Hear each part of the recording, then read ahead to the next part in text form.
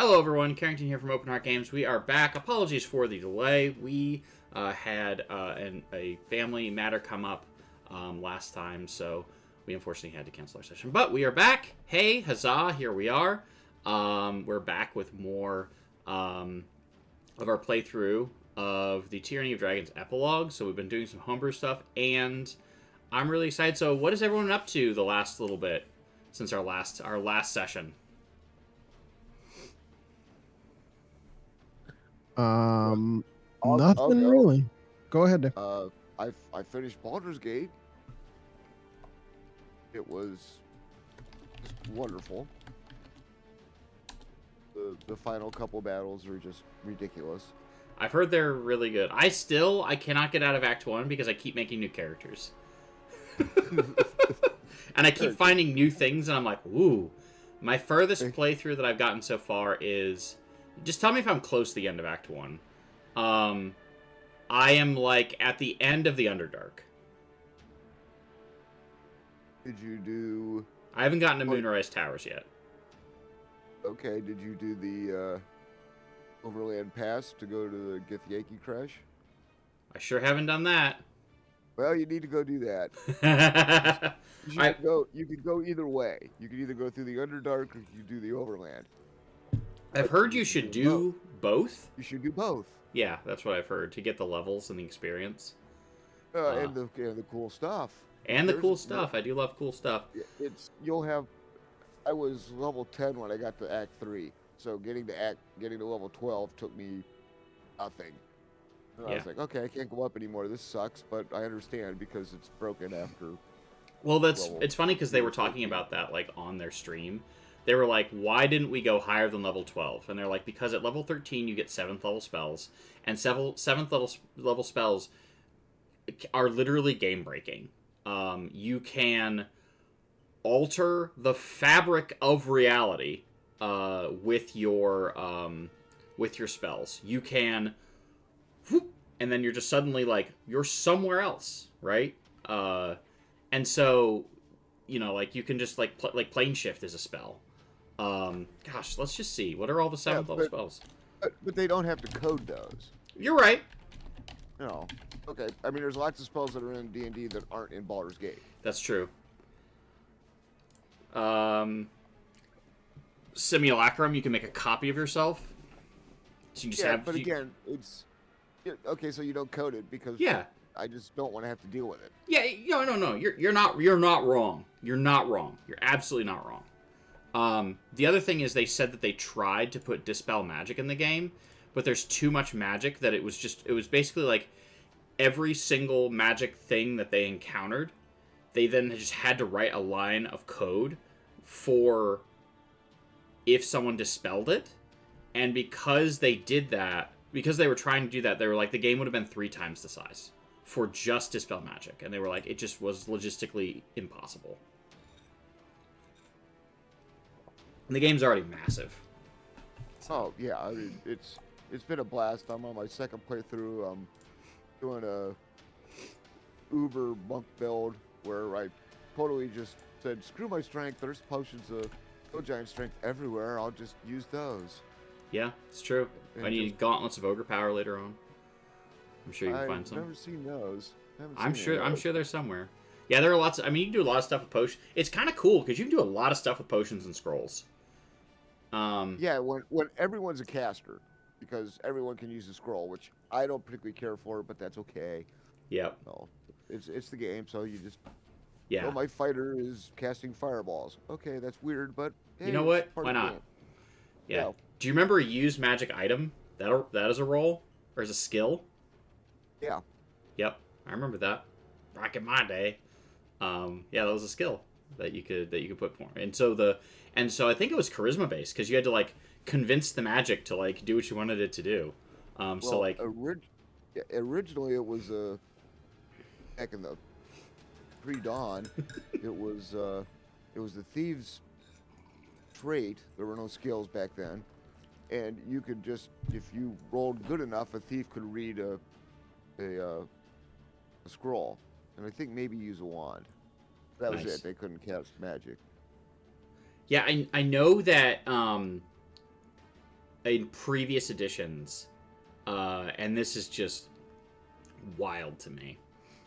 In previous editions of Dungeons and Dragons, like when you would roll for like use magic item, if you rolled poorly, like the item would like backfire and like maybe cast the spell on you or maybe explode. Like, oh yeah, bad things could happen. Yep. It was only for thieves. You couldn't, a fighter could under no circumstances ever cast a spell off of a scroll. Yeah. Oh, barbarians could break magical items in order to gain experience. I remember that too. I do remember that. Yeah. Yep. So that was cool. Man, this game's been through a lot of changes. Yeah. I think I've said this on the stream before, but like I've looked back through my notes for like my 3.5 prep, and like for my prep for this, it's like I could probably fit most of my prep for like most sessions on like a 3x5 card, right? My one session prep for 3.5, it was pages and pages of stuff. I don't know how I did it. I don't know how I prepped all that. The life of a college kid, right? You've got that magical time of no responsibilities, limitless free time, and that. Who needs sleep? Hey, that too. Who needs sleep? Yeah, it's hello, Night Divinity. Yeah. Like I said, looking back through my old prep journals with just pages and pages and pages of like stat blocks and spell DCs and everything, and references too, because like we didn't have D&D Beyond, so like I'd write down and I mean my shorthand even for like a cast, like especially for like a caster, was like first level spells, these, and then I would write down, I would basically look at the spell list and be like, okay, I'm definitely going to cast these. I'm not sure why I'm going to cast Color Spray. I'm not going to cast that. So what I'm going to do is I'll prep all of these except for Color Spray, right? Or whatever. And I would write down the page number that they were at and what book they were in. Thank goodness I had the spell compendium. Because that condensed all of your stuff. Because some of your spells that come from Stormrack and all of that stuff. But which, by the way, if you have those old books, they're great for you'll have to adjust the stats and whatnot, but they're really good adventure, and you can steal some really cool ideas from those for your prep and for your own campaign. So your old D&D books, 3rd edition, 4th edition, 2nd edition, all that stuff, steal, not steal from it, but use it. Why not? Oh man. So,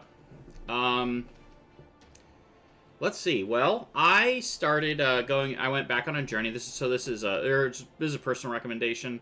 If you're a reader and you love this, I know we've been talking about this. Let's see. We got Night Divinity says in 3.5, I was making a campaign based upon the Leviathan. Very cool.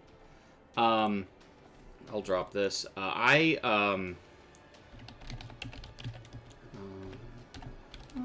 So this book, I wonder if you can just find. No, we don't want that. We're not pirates here. Yeah, here we go. I'll just go on to trying to find. Yeah, sure. It's $50. Wow. So when I was working at Ye Old Hobby Shop in Quincy, Illinois. Oh yeah, from Elder Evils. I got you. Yeah. I know exactly what you're talking about now. So I wonder if I can just find a good link. Perfect. We'll just use Amazon. That's fine. So this book right here, this is Frostburn. I loved this book. There's a class in here that's really cool. It's for evil characters, but I loved it. So basically, one of the rituals that you have to do is you have to replace your own heart with an ice heart, and that's kind of cool. And then you get a whole bunch of ice powers, and you're basically an evil ice cleric. And I just thought that was really neat. And I made a villain kind of based on that. that for one of my campaigns that I ran. I really liked that idea because I thought it was really cool. But anyway. So basically, it was an ice princess. Yeah, why not? I think I dated her once. I'm not touching that. What was that, Reskin? Did you let it go? There you go. Yeah, you gotta let it go. Yeah, but I thought that was really cool. There's also Sandstorm, Storm Rack. Elder Evils is great. But yeah, there's a lot of them in the Demon Wen pits. Like, there's so many really good Heroes of Horror that you can steal from that stuff. Like I said, not steal, but like you can borrow a lot of inspiration because, you know, even though the stuff, like the stats and stuff's out of date, like the ideas and the concepts behind them are pretty cool, and you can definitely borrow those, make your own homebrew stuff, and all of that. So, speaking of like other books and whatnot, I've got a couple of books. A couple of books I wanted to share. One we're going to use this session, and one we're going to use next session. So this just came from Kickstarter that I did. For those of you who remember, I kickstarted and showed off Flea Mortals, which is the monster book from MCDM.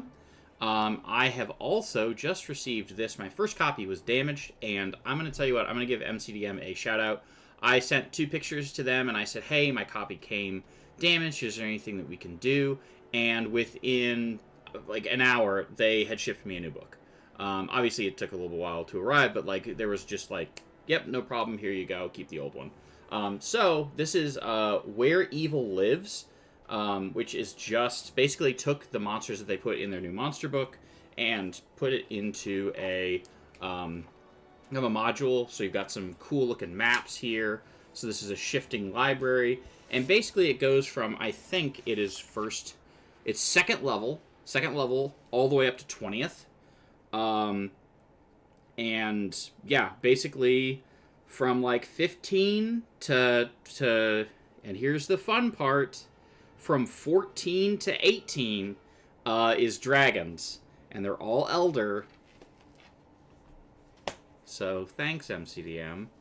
Maybe we'll use some of that in our campaign where we hunt elder dragons. Maybe. But yeah, the book's really cool. It's got great art. Like, look at that. That's really cool. That guy's pretty neat looking. Just to give you an idea of one of the names, this is probably my favorite name for a boss. The 8th City Advocacy Services. And it's basically a like a circuit court in hell. And it looks really cool. So like there's the court, and then it's full of devils and whatnot, and they look great. Look at the horns on that guy.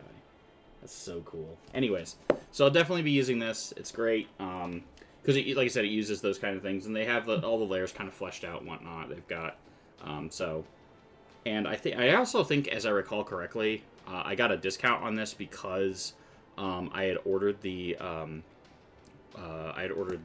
Flea Mortals book, so that was pretty cool, and that just came in. So I'll definitely be using that. The next thing we'll be using, which I need to do more research on, but I just got this too. This came out this year. This is Uncharted Journeys. This is from Cubicle 7. And what it is a book that one of the most underutilized, I feel, one of the most underutilized parts of Dungeons & Dragons are exploration and travel. And which is fine. Like, for example, one of the jokes that I've always heard about Dungeons & Dragons, and I think it's funny, and it's apropos, is that Dungeons & Dragons is where a 4-day journey takes 5 minutes, and, a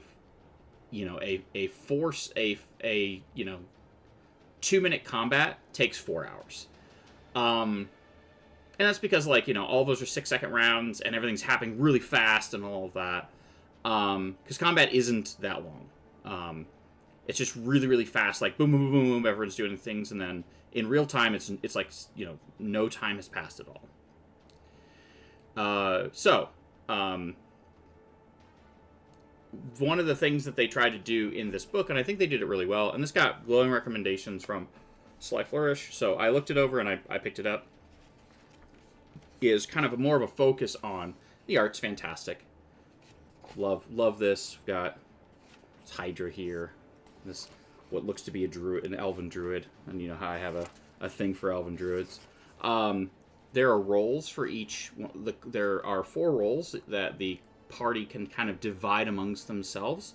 There's a leader who's responsible for keeping up morale, keeping it kind of, you know, leading everyone to safety and that kind of thing, and kind of making the hard decisions to kind of move the party forward. You know, using inspiration, resolve, and so on.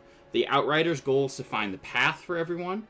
The Quartermaster's job is to make sure that everyone has their gears being upkept, that everyone has a warm meal, and that, you know, if you're taking extra things with you, that the load is being shared and whatnot. And then the last role is the Sentry, who's responsible for keeping an eye on everything, whether that be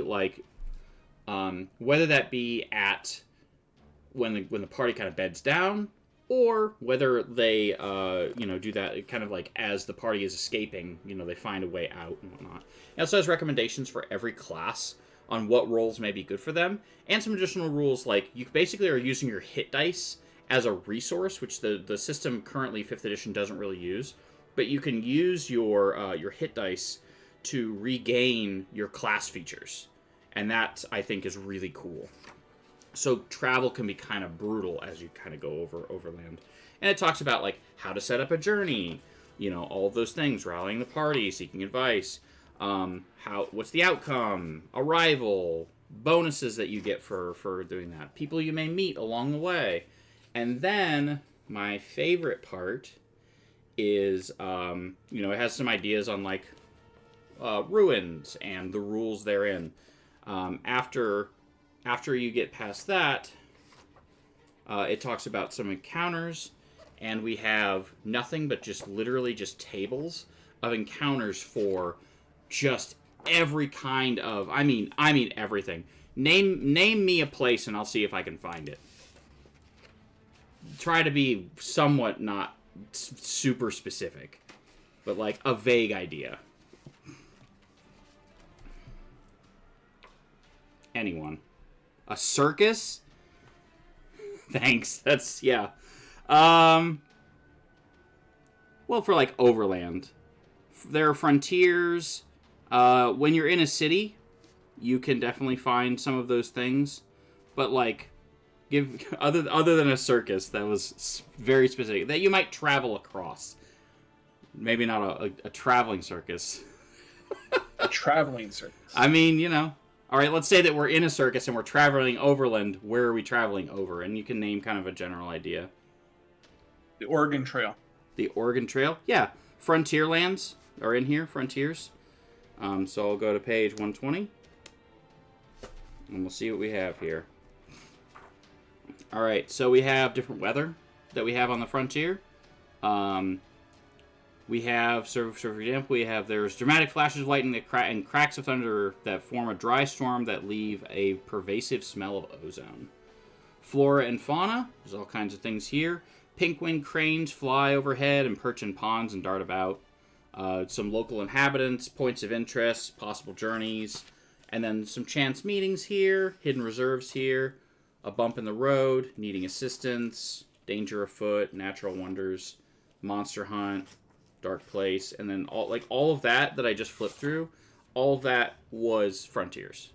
There's also like the Feywild, hellscapes, great. Oh, here we go, circus. There you go, great cities. So we have a great city here. So perfect, the circus of a city. Well, now in other news.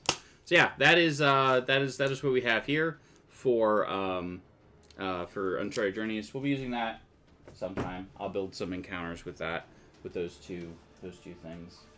I know I've talked about this before on the stream, but I've started rereading for the 3rd time now. I've read through it twice. I'm gonna try and hit the entire series this time. is I've been reading through this heckin' chonker of a book, which is Brandon Sanderson's Way of Kings. If you've not read it, it's really good. Even if you just read the first book, it's really good. But the series itself is very good. And I'm very much enjoying my third read-through. And I am still picking up things that I missed on my first 2 read-throughs. Like, just little Easter eggs that I missed along the way. And I was like, oh, okay. And then, like, there have been, like, 3 things I've picked up on that I missed the first 2 read-throughs. So I love books that are, that have those hidden things for people who want to try and pick up on them.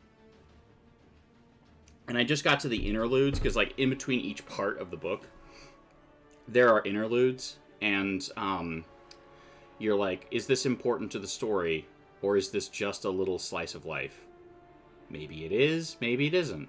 So, the first one is, like, definitely, one of them feels like a slice of life, but it might be important later. And then the other 2 interludes are like, maybe they are, maybe they aren't. So, all right. Well, yeah, 20 minutes of preamble. There we go. What? Anything else before we start our world? Let's get into it. Did you see the post I dropped in, or the link I dropped in Discord? Yeah, I haven't had a chance to read it though. Yeah, I'm interested by that. Yeah, I mean, it's from Professor Dungeon Master, and he says that Hasbro is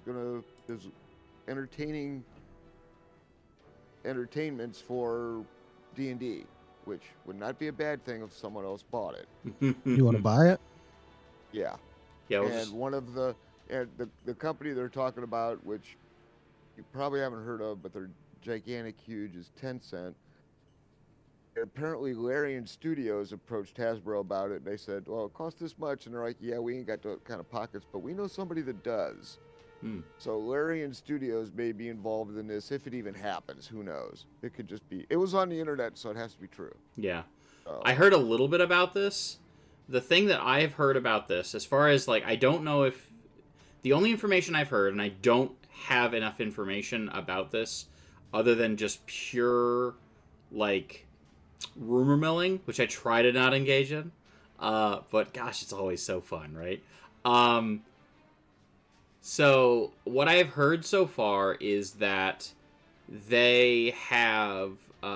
they are entertaining the idea of basically selling the rights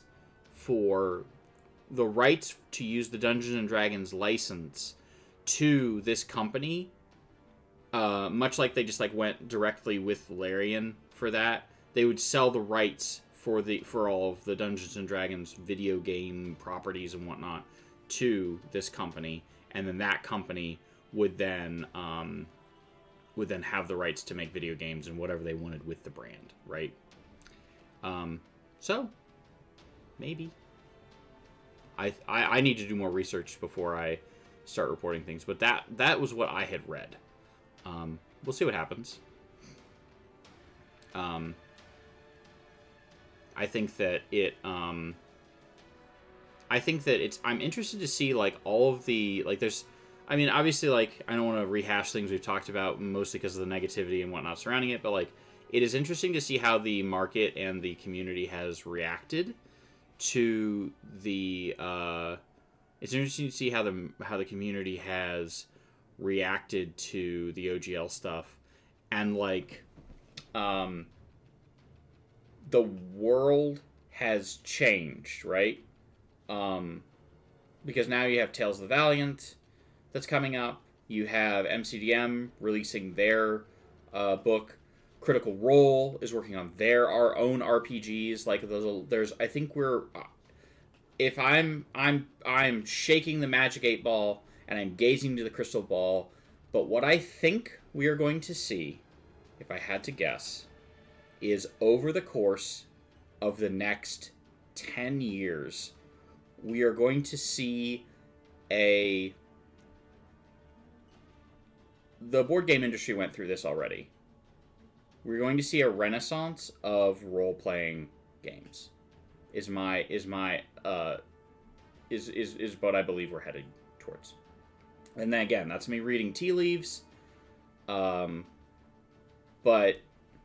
gazing into my crystal ball. But like I said, I think we're headed towards a role-playing game renaissance where we get to see like all of these smaller companies coming up with new things, and they've been out there, but now like people are trying new things, and so I think that's going to be interesting to see.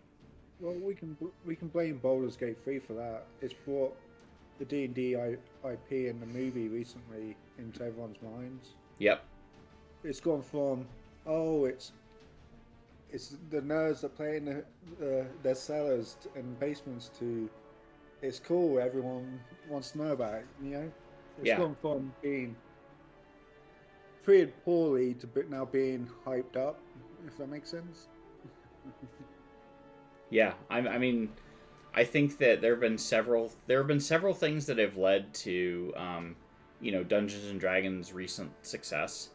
I think that like they all have their parts. I think the revamp of Dungeons and Dragons 5e, the beginning of streaming, and people being able to like, because before like Dungeons and Dragons was kind of the secret thing that no one really understood unless you played it and experienced it. But being able to see it and being able to show like your parents or whoever or your friends like this is what Dungeons and Dragons is. There's no reason to be afraid. There's no satanic panic or anything like that. Like being able to show like it's just a bunch of nerds eating Cheetos, doing stuff like that helped. So streaming the new Dungeons and Dragons is very accessible. It's very easy to understand, and Critical Role definitely helped. Stranger Things really helped, and now Baldur's Gate. I mean, Game of the Year and your Dungeons and Dragons, and it's in Forgotten Realms. It's in Faerun.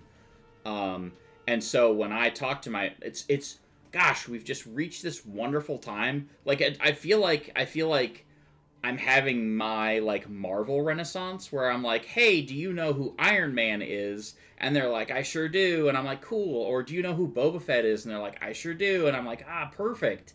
Right? Or do you know who Ahsoka Tano is?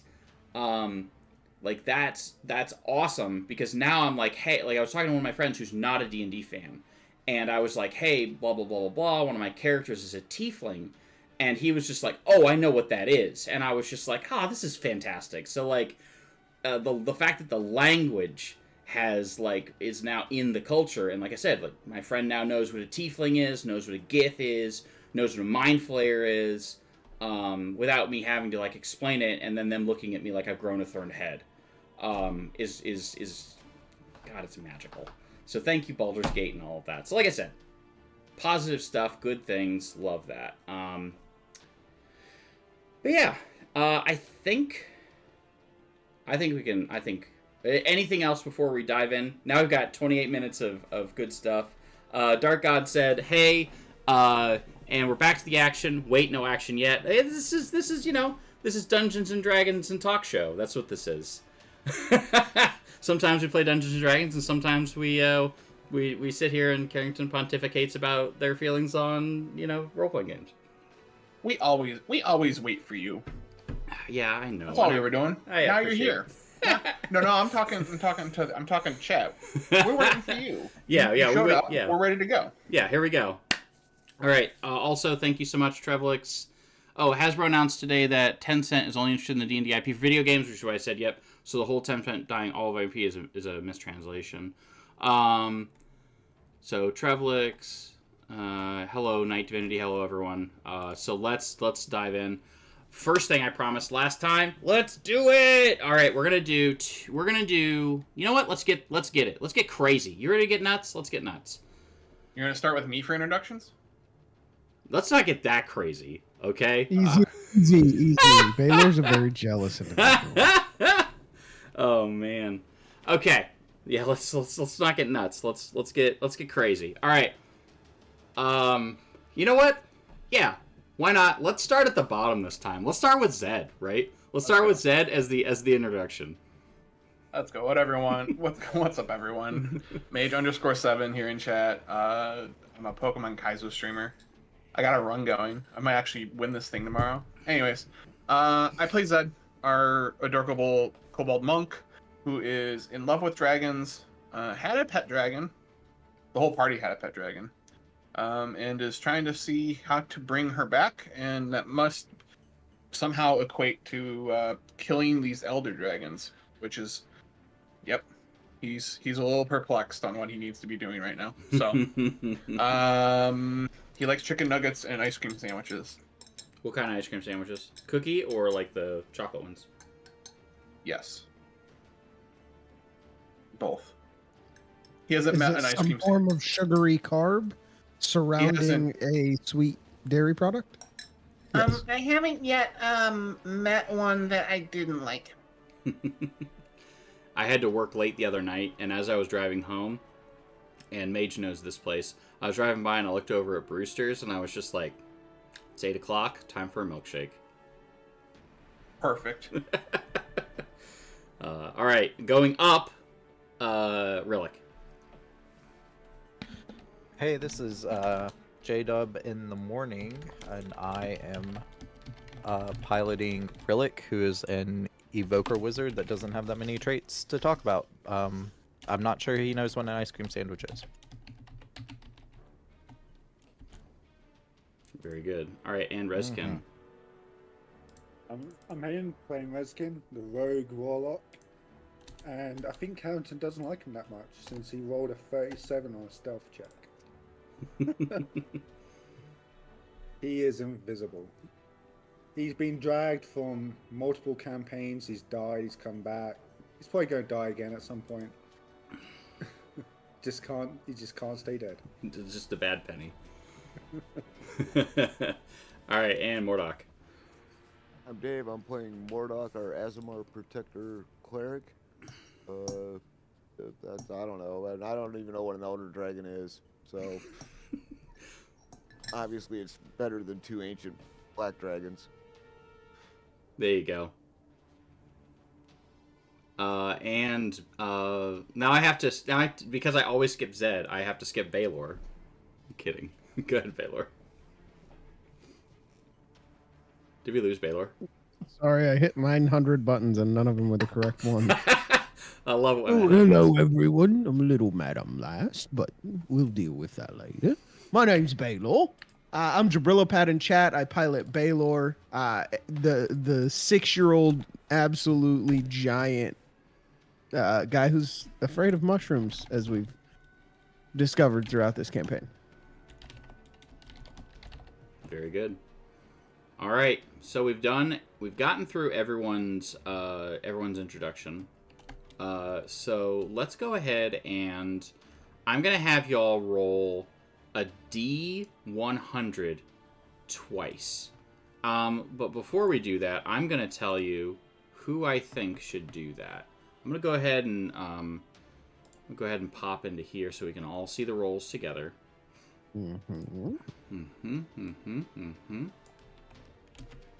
So here we go.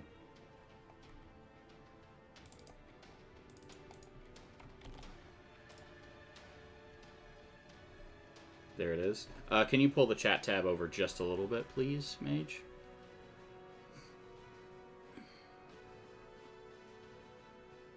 Maybe? No worries. All right.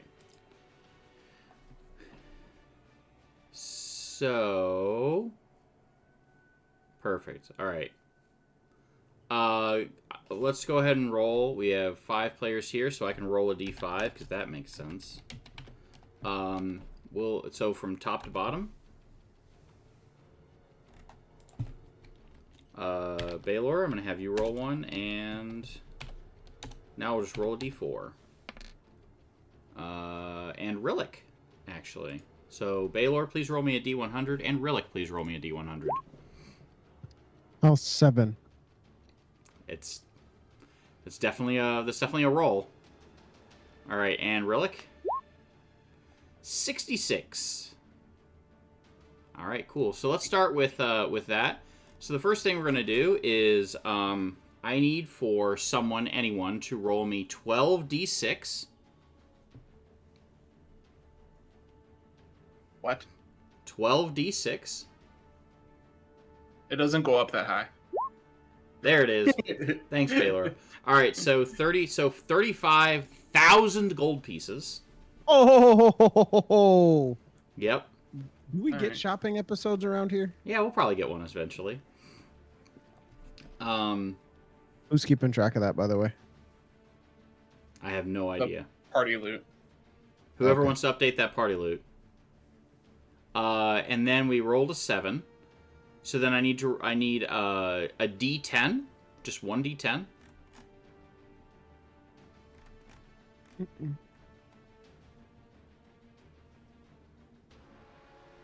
Just a second. Sorry, I hit all of the buttons that weren't the right buttons. Yep. 4. 4. All right. You find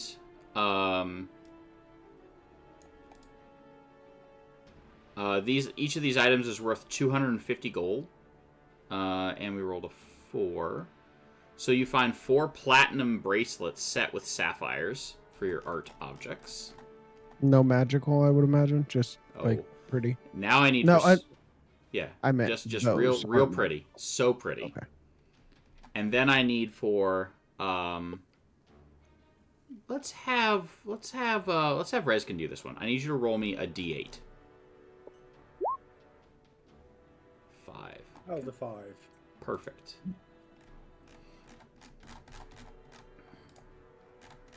Okay. And then I need each of you, just one after another, to roll me a D100. So, because we're going to each get an item here. 50. All right. So I can't find party loot all of a sudden. I can just hit the show button.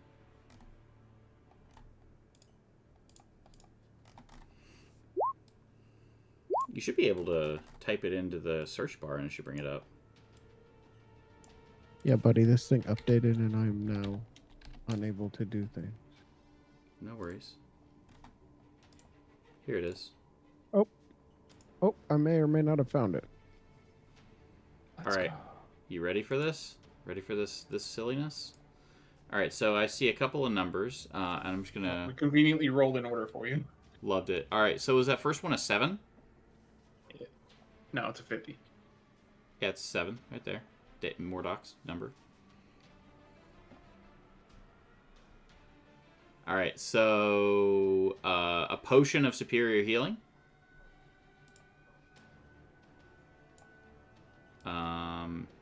And then number 50, a potion of stone giant strength. And I'll bring these up in D&D Beyond real quick.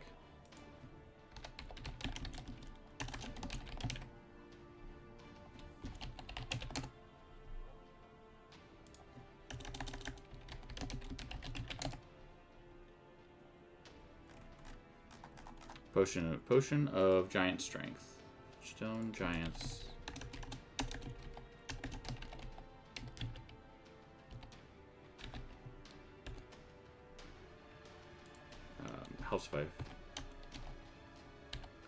Helps if you spell potion right. Potion of giant strength. All right, so stone giant strength makes your strength a 23, which is pretty cool. And I will drop this right here. You know what the superior healing potion does. Then we rolled a 2. 42. I'm confused here. All right, then another superior healing potion. Yeah, somehow I rolled twice, and I just... No worries. We got a 98, which is a necklace of fireballs. Ooh. Which we love that. That's a good one. I need Yes. more of those. You need more necklaces? More fireballs. Let's see if it'll just roll this for me.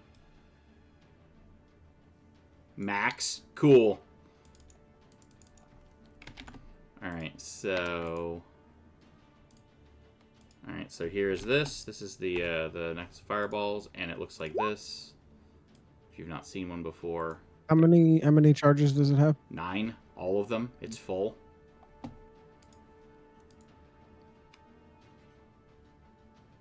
Yeah, it's pretty cool. That was the 98. The 72 is a 5th level spell scroll. That's boring. Let's do something else.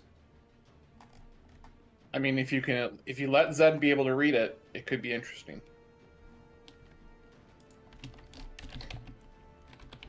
You could make it a 7th level spell scroll.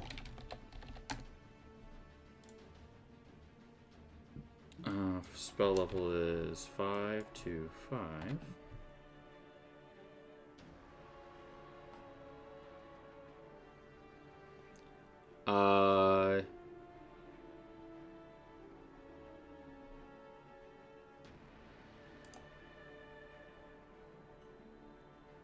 You know? I'm gonna... Yeah, we're doing it. Alright, it is a scroll of Contact Other Plane.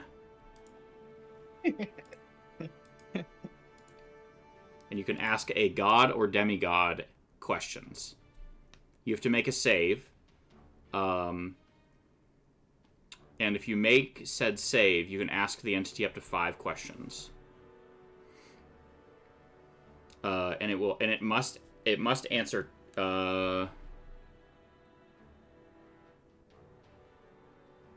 it must answer basically like with either yes, no, maybe, never, irrelevant, or unclear. And it must answer truthfully. What is the spell? Contact Other Plane. Alright. So that's fun.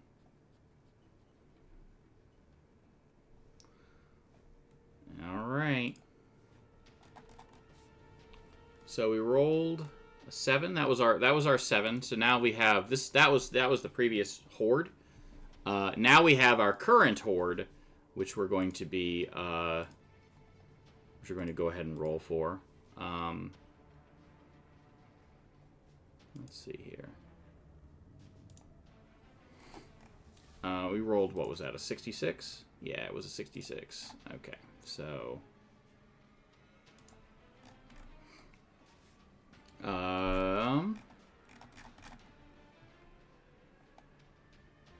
another 42,000 gold. Whoever's keeping track of that.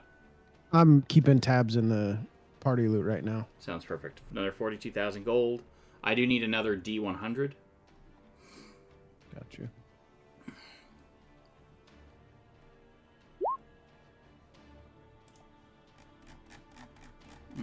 Nine. 9? How? What is this, dude? Your rolls have been not... It's fine. I'm gonna have y'all re-roll, because reasons. Somebody else, please, for the love of God. Relic, do it. 32. Alright. Not much better. It's on another table. Roll, Rez, can roll a d6, please. 5. Alright. On table this one. Okay. Alright, this is a pretty short table.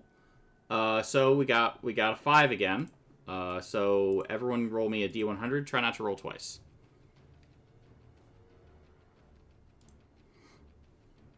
Can we scroll down on the chat real quick? So you see those numbers in real time. So we got a 50? Yeah, we got a 50, a 92, and 91. Look at you, Zed. Yeah. Look at that, 91, 92. 91. All right, so 50. We have... Remember we were talking about that 7th level spell scroll? Well, we got a 6th level one. Oh, come on. All right, right, let's see what we got here. We need a 6th level. Ooh, we don't have a druid, though. Word of Recall.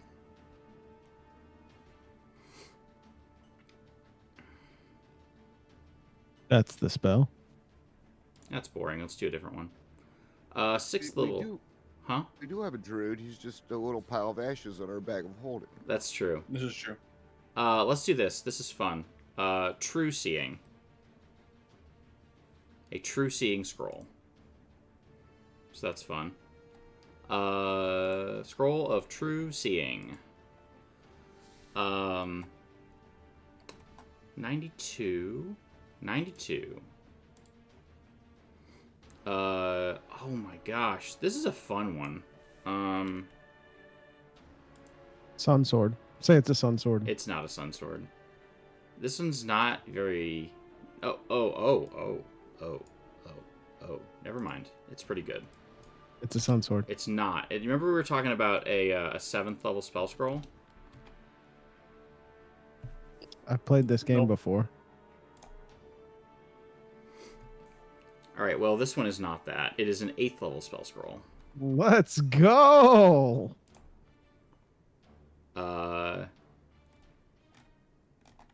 Do we want to do this? Any class, any source. Alright, I'm going to hit the go button.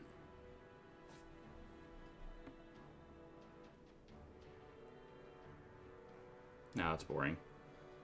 Control weather. That's what I got for you. Best I can do is controlling the weather. You can get like Meteor Strike. I don't know if that's an 8th level spell or not. You can change it a lot. Control weather. And then so we'll see what happens there. So that was 92.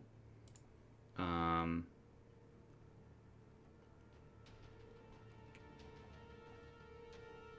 then we have a potion of...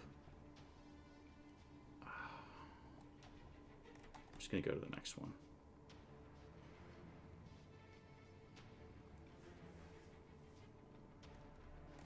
Alright, I gotta know what this does before I give it to you.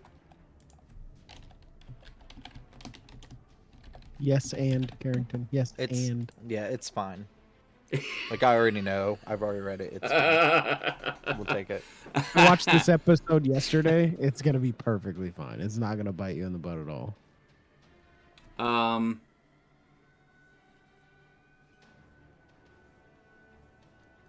You know, it's a weird one, but I'm gonna give it to you, and I'm a little worried about it. This is Universal Solvent. Oh.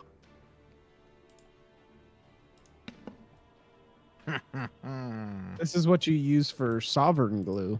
Yeah, it's true. It's true. And you know what? Because I'm feeling frisky.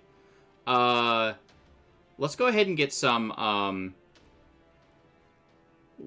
Let's go ahead and throw some sovereign glue in there too.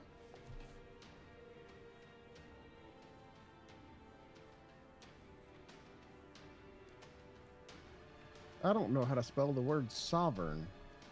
I'm gonna drop it into chat. Oh my gosh, nope, I'm not gonna drop it into chat. I'm gonna drop it into chat. There it is, and it literally says display item on VTT. Yeah. So those are the high level things. We still have 50, 53, and 56 left. So 53, a potion of heroism, and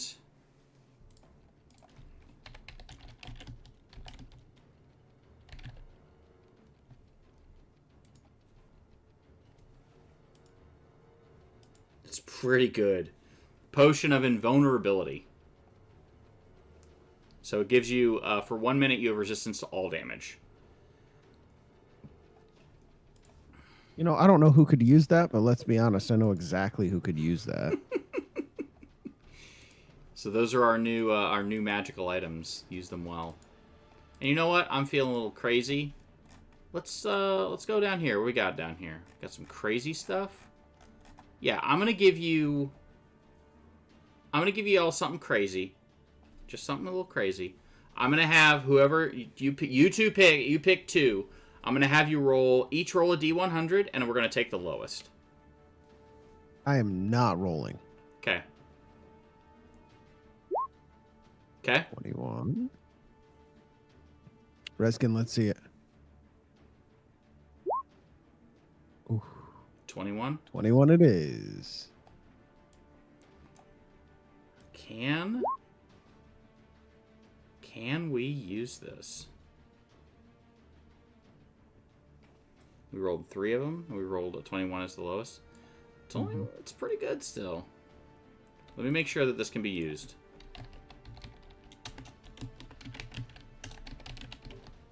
We're all getting sun swords.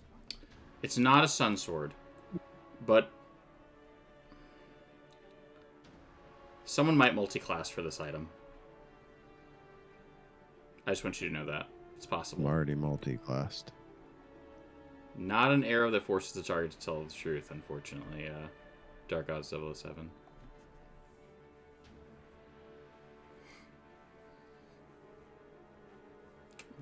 You got some pretty sick stuff, dude. Yeah.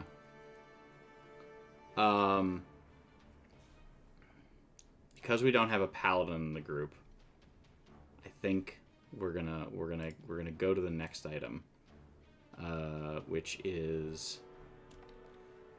might be what we just talked about. A sun sword? No. Damn. A holy hand grenade? Didn't we have one of those? Yeah.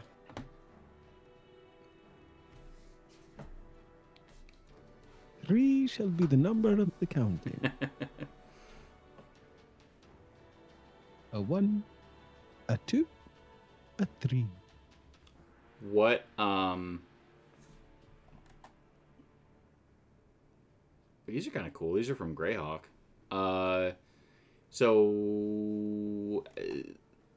Who is familiar with a sword of answering?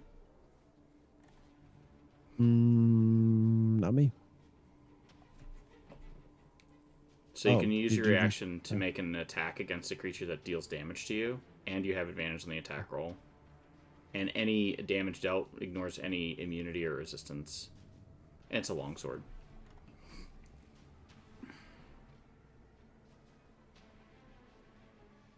You get a +3 Yep. bonus to attack and damage roll.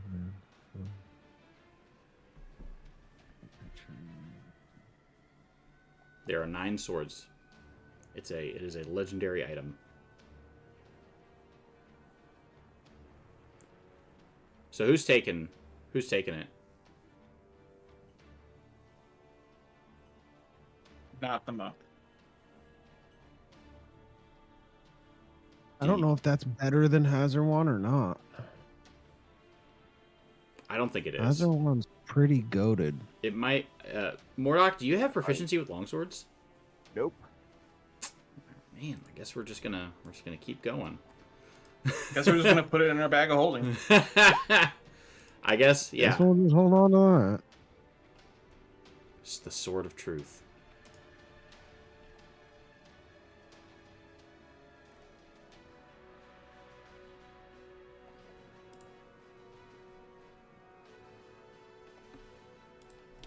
Let me see how good this is. Maybe we'll downgrade it one more time. You're an Azamor, right? Yes.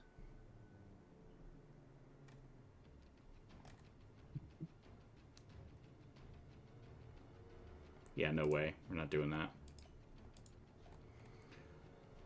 I guess I shouldn't complain. We just got some really cool stuff. It's true. It's very true.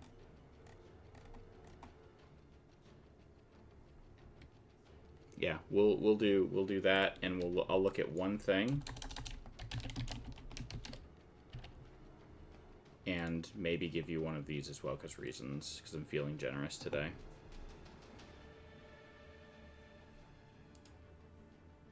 Oh, absolutely. Fantastic.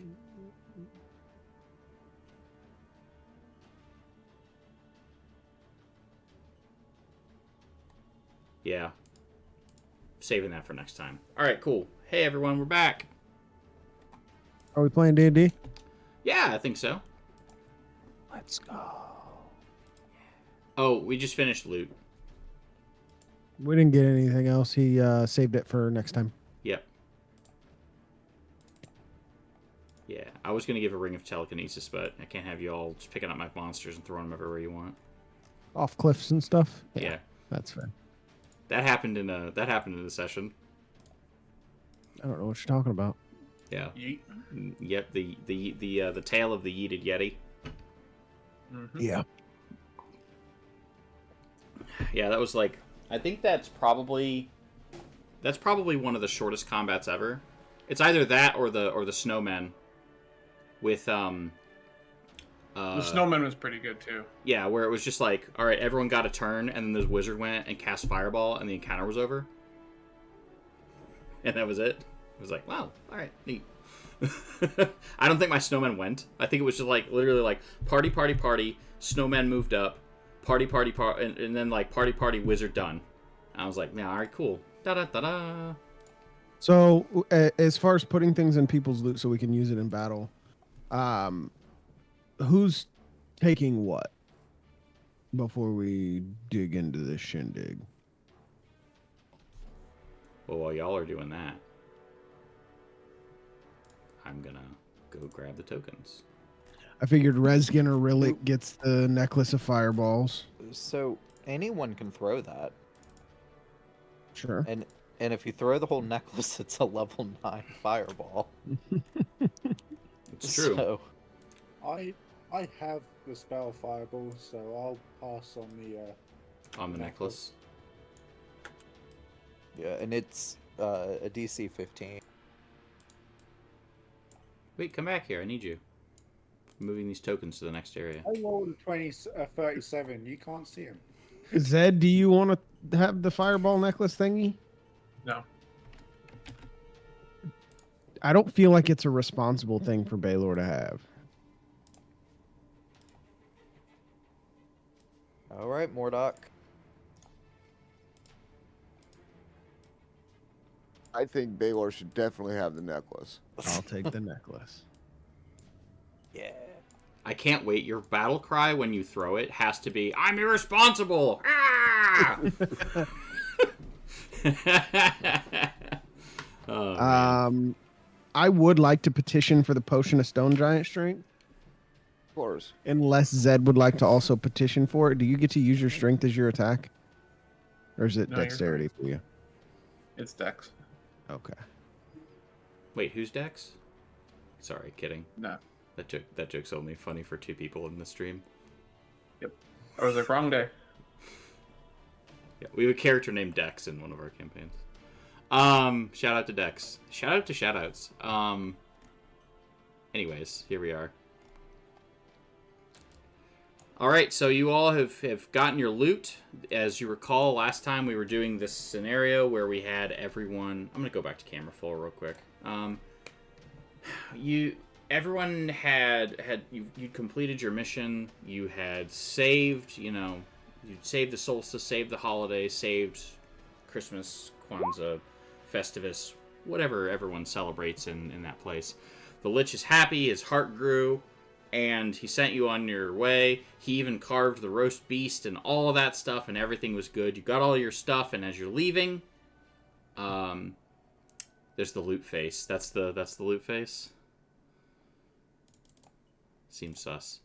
So as you got all your loot, you're leaving, and you go to check out of the tavern, and sitting there with her heels kicked up, drinking a fine glass of wine is your friend, air quotes, Valen.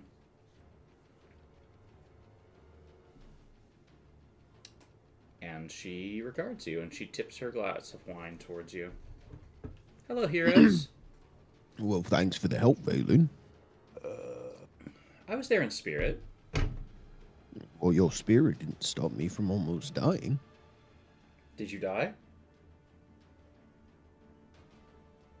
No. You're welcome. Checks notes. Did I die? Am I dead? Yeah. Checks notes. Yeah. Ask Zed for a recap. Almost. Yeah, it didn't save me from almost dying. I just felt like the guy in The Hangover. But did you die? Which, what a fantastic character. Anyways, she says, darlings, I am so happy that you've all made it back safe and sound. While you all have been playing in the snow, I have been doing some legwork, and I have found our next target. So she reaches into her, like, a bag of holdings. Like, she puts on a glove, right? She puts on a glove that's almost like a blacksmith's mitt, and like reaches into a bag of holding and produces a piece of wood, and she sets it on the table. Braylon, I don't know how to tell you this. That's a piece of wood. Yes, you're right. Look closer, darling. You notice that the wood has this almost like it's been like burned, kind of, but it also seems to have these like tendrils growing from it, and like they seem to like writhe. Can I roll an Arcana check? Yeah.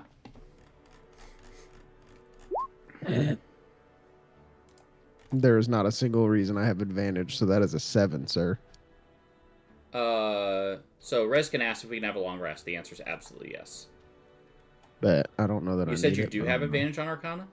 No, there is no reason I have advantage on got it, Arcana. got That it. is Okay. a 2. That was my question. All right, so you have. This is really weird, but you've never seen it before.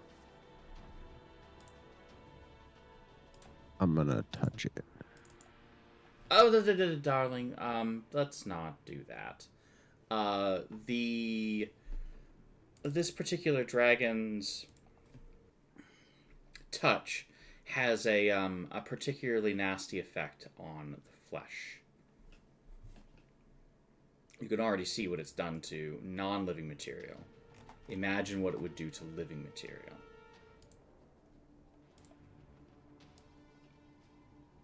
Would you care to elaborate, or are you simply showing? Not to be technical and point that out, but wood is living. Is it still living? I don't know. I mean, it was living. I would assume it's dead now, right?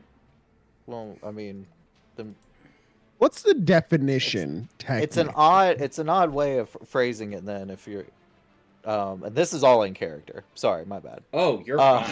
Oh, okay.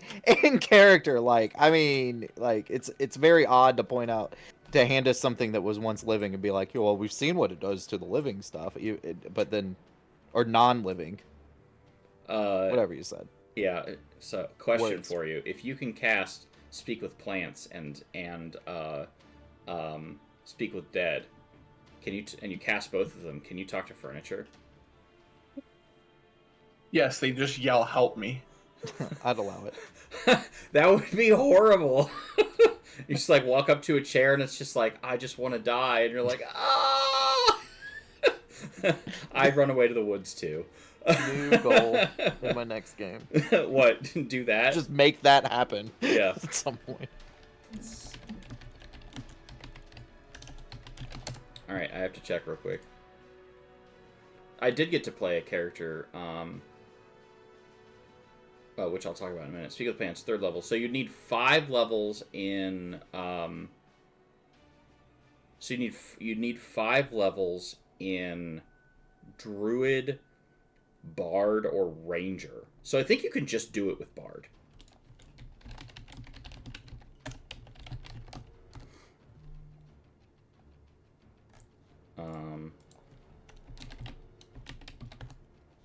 I think you can just do it with a Bard. Yeah, a Bard can just do it, but you have to get to 5th level. 5th level Bard can do it.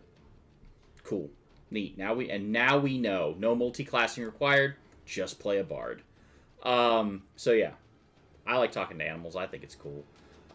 Every character I play in Baldur's Gate can talk to animals. There's one time when I there was one time when I was playing a game. It was Scion, and in that game, I'm pretty sure I told the story before, but I played as a character that could speak to spirits, and depending upon like what it was, what the thing that I was, it was what the thing that I was talking to, whether it be like an animal or whatever, determined its intelligence, and its intelligence like would dictate its responses. And so like because I had this ability, I abused it and was like, okay, I'm gonna talk to everything. And so I did. And so I was like, okay, I'm gonna talk to this fence post and ask it if it's seen anything. And I was like, hey, and my friend Ray Davis was our game master and was just like, I'm a fence post. And I was like, okay, what have you seen? I don't know what seeing means. I'm a fence post. And I was like, okay, has there anything weird happened? Anything weird at all? I don't know, I'm a fence post. Just like, okay. He's like, well, there was this. You get nothing for this. I had a great time. And then the only clue that I got was, oh yeah, there were these big birds that landed on me with their claws. They scraped. I didn't like it, and I was like, oh, okay, yeah. We happened to be looking for like corrupted ravens. Good to know. And then we found a Titan spawn and had to kill it. But that, and it also gives you like, if you like, it's very narrative. So like when you do a cool thing, you get rewarded for it. So like, if you like, okay, I'm gonna do this, and I'm gonna do this flashy maneuver, and like run up the side of the monster, and jam my sword into it, and then ride the sword down. You can get 1, 2, or 3 extra dice on your roll, and it's kind of like DM Fiat, which I think is cool. But anyway, I digress. So yes, so you can do that thing with Speak with Dead. So now, you rolled. You don't know. We're back here. Valen pulling us back into the campaign. Valen is like, well, this. Listen, darling. I'm not a scholar. I mean, I was trained by scholars, and I definitely listened to like my nursemaids and all of that. And education was very important to my mother. But when it comes to whether or not the debate is, and she like picks it up with the glove and like drops it, and it like clatters on the table, and the tendrils actually start reaching into the table, since it's wood as well. I'm not really concerned whether or not it's living or not. You also see that there's a little bit of corruption on the glove, and she like flings the glove aside. This is our next target. You needed an ancient green dragon. I have found an ancient dragon that was once green. So I'm hoping that its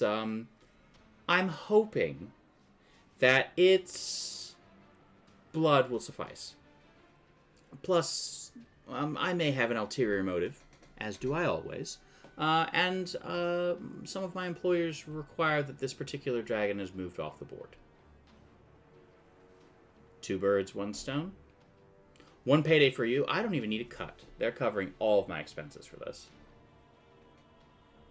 I think I speak for the group when we say we would like a cut of your cut. Absolutely not. You can have everything you find in the cavern, though. It's going to be mighty hard for you to kill a dragon on your own. But we both need this, don't we, darling? Well, we don't even know if it will work for what Zed's trying to do here. It should. And what's the harm in trying? You are dragon killers, are you not? She looks at Rillick. It's already dead, though, yes. If it's dead, is it living? Oh, no. The dragon is very much alive. This is the effects of its breath. This actually belonged to a ship. However, you said it once was green. Yes. Parts of it are still green. Please elaborate. Well, what can I tell you?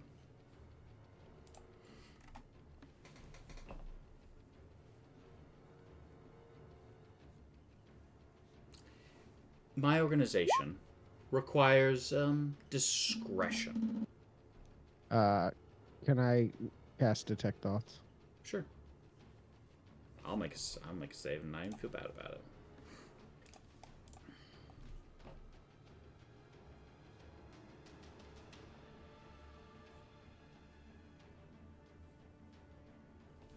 It's DC 15, so I'd be shocked if she fails. What kind of save is it? Wisdom. Wisdom save, eh? Correctamundo. You're higher level than Valen is now. Wisdom save? Her wisdom save is not that good, actually. Well, it's only a 15, Carrington.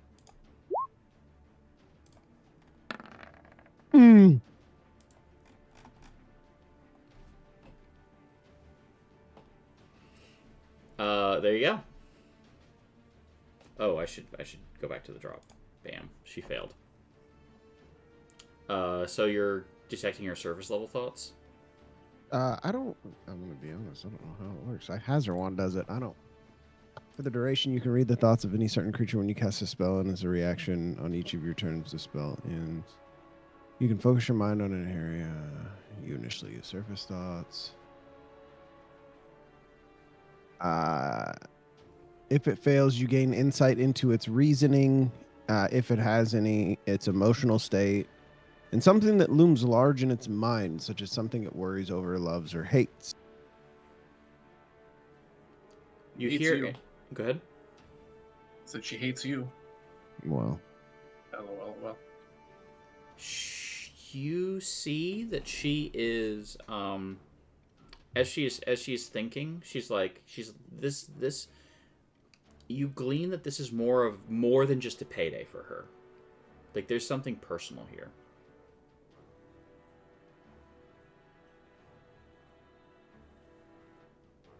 Aylin, of course we're gonna kill the dragon, but if it means something to you, you can share that. We are, after all, friends. You see this like wide grin, and she's just like, "Are we friends?"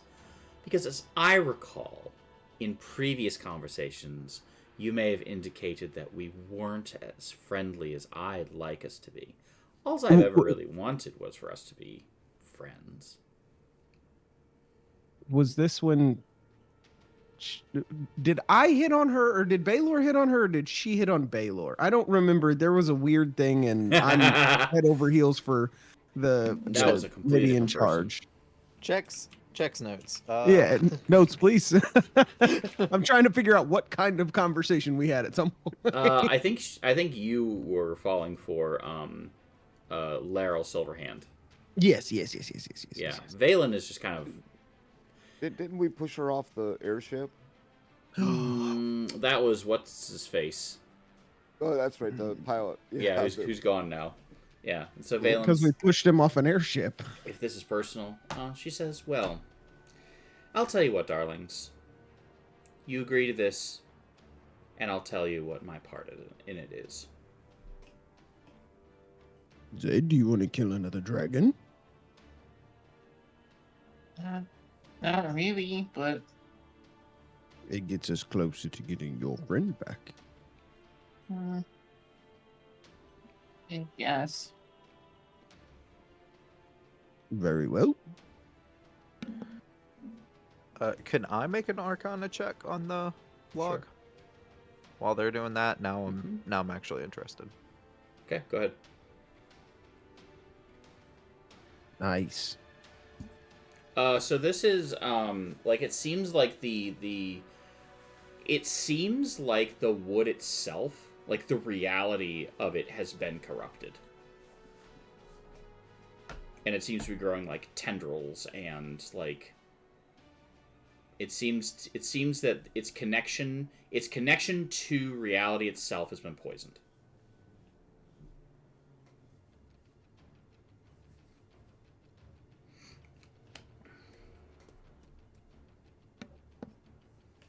Interesting. I don't think I share that with the group. Okay. Yes. I myself and other spellcasters have believed that we are being watched while we cast divination spells. I was in contact with a dear friend of mine who traces arcane anomalies throughout the Forgotten Realm. she has gone missing. And I believe that it is connected to an arcane anomaly known as the Eyes of the Mountain. She left behind this map. She unrolls a map, and she says, and I've pieced together this cryptic map that will guide you to the dragon's lair. Find her. Her name is Uzma Nazari. She is an orc. Seer.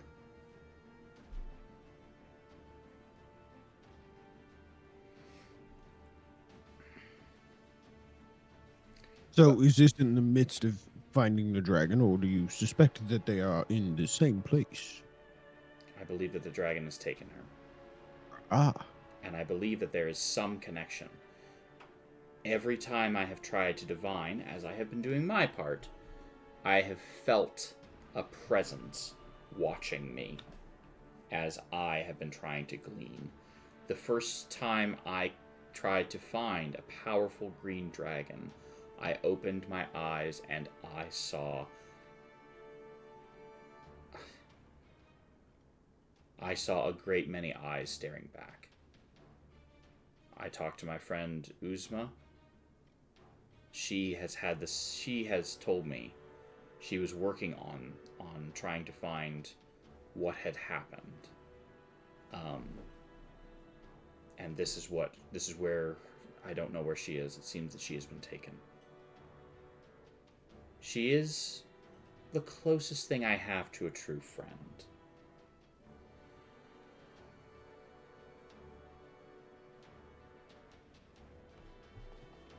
Well, I'm in. All right.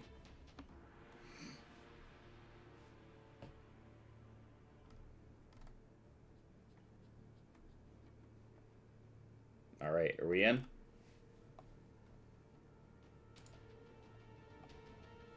Any? No objections.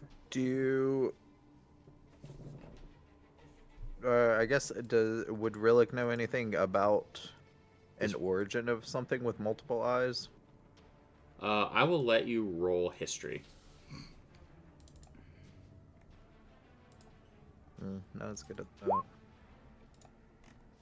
Really not good at that. You, because of your arcana knowledge, maybe a pact with, like, some kind of demonic or abyssal force.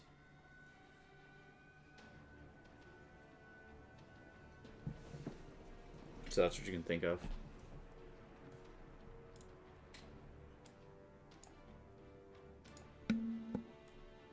Alright, well, I mean, I'm in. I was already in. Long time ago. I killed Dragon. Fine. Love it. All right. So let's dig in. Let's do it. So we're gonna go to all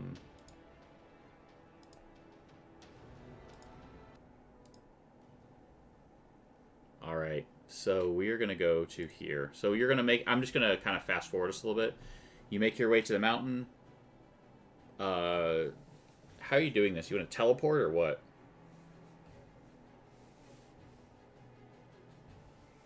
Teleporting's cool. I don't have that. Does Valen have anything?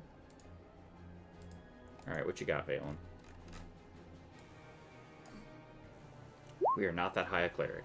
Noted. Oh, are we casting Hero's Feast? Yeah, with all the bucks we just got, I could do it like 70 times. Nice. So everybody's, let me, in case you all forget, is it?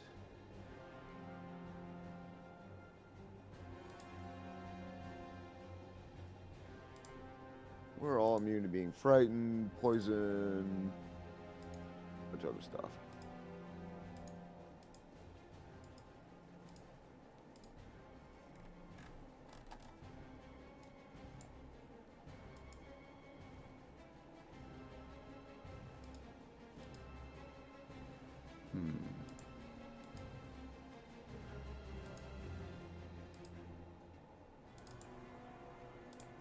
Yeah. Is it immune to poison? Yes. Mm-hmm. Love it.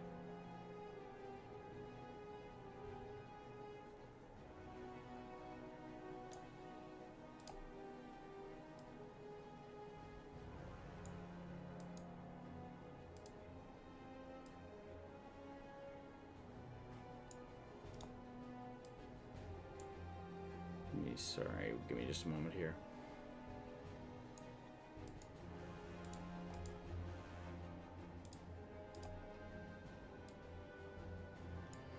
Oh, cool. That worked. That was a lot easier than I thought it was going to be. Oh, this is great. No, this is fantastic. Sorry, I'm still playing around with the new stuff. So here we go. So this is the location that you find yourselves in. And you all are down here. So just to kind of set the scene of what's going on when you climbed this. So it is you do a fair amount of research. You find a way. Basically, there is a lair that is in the gigantic face protruding from a cliff. There's a petrified overmined maw that is at the bottom of the cliff face. Make me a survival check, please.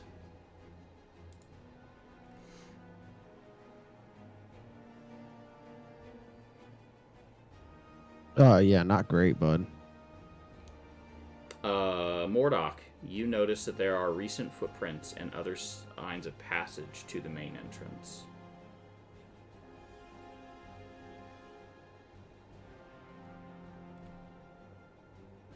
Yeah, I'll pass that on. Yeah, so basically Which way do they go? This looks like a beholder front. They go into this area here, which is where you go through. Beholders have feet? I didn't say feet. Beholders? No. There are footprints, though. You said it looks like a what? A beholder. What looks like a beholder? The cave that you're going into. Like, this is the mouth. This is the mouth of the beholder. Oh, so it's like a huge beholder. Yes, like a huge stone beholder. Maybe I should just take my cut of all the money and go buy a duchy someplace. Just go We buy. could probably buy like a small cabana off the Sword Coast, yeah?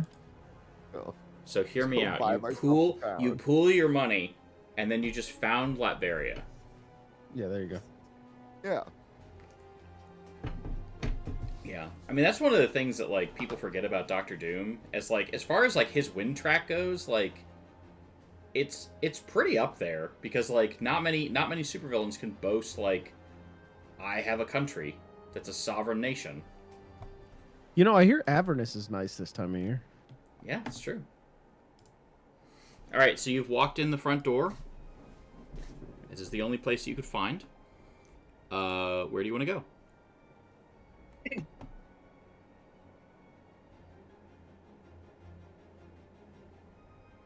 You can see ahead of you in this area, in this first area, that there are 7 circular pits on the floor.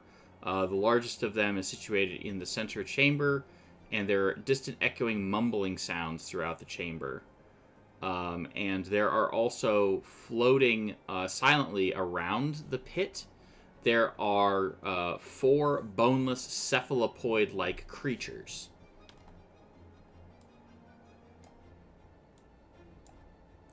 And they look just a little bit like this.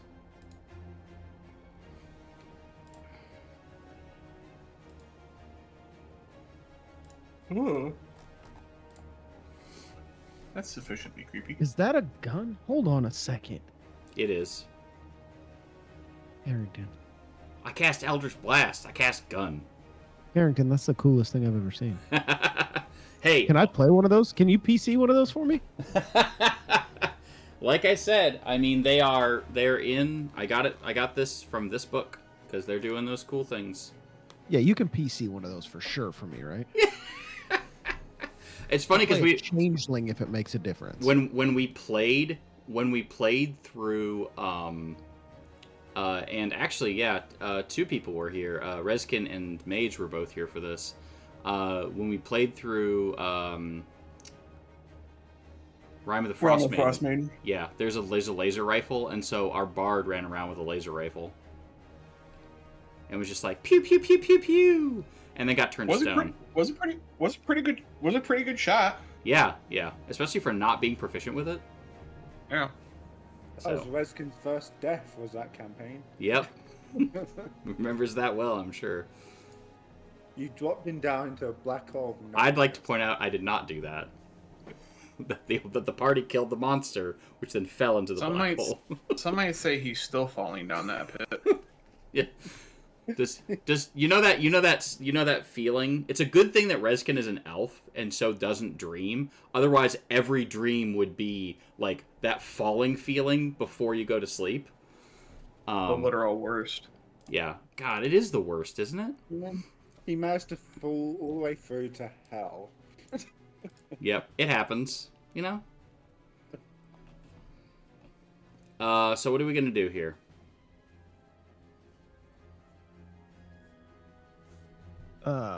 Exchange pleasantries with voiceless.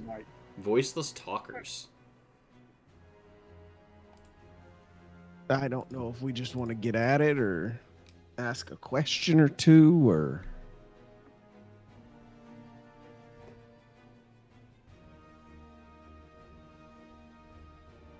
I guess I'll come up here quietly.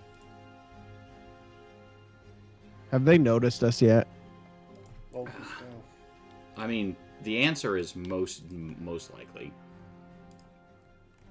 There's an opening. We're looking at. What if I rolled a 26 on stealth? They've not noticed you yet.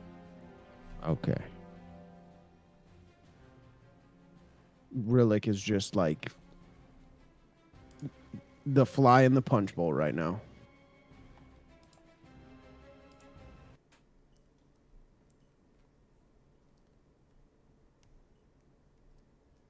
Can I cast Unseen Servant? Well, okay, since nobody wants to do anything, I'll walk up. Oh, there's multiple of them. I'll walk up there and see what reaction I get. Surprise? Intruder alert. Intruder alert. Alexa, intruder alert. Alexa, play Flight of the Valkyries. Yeah. Dun dun dun dun dun dun dun. Anyways, I'll be right back. You set off Alexa. Oh, did I really? Yeah, I was gonna say I'm so glad I have my headphones on right now. Playing what in the background right now. That reminds me of when streamers are like, Xbox turn off, Xbox turn off. Oh, it's amazing. I'm so sorry.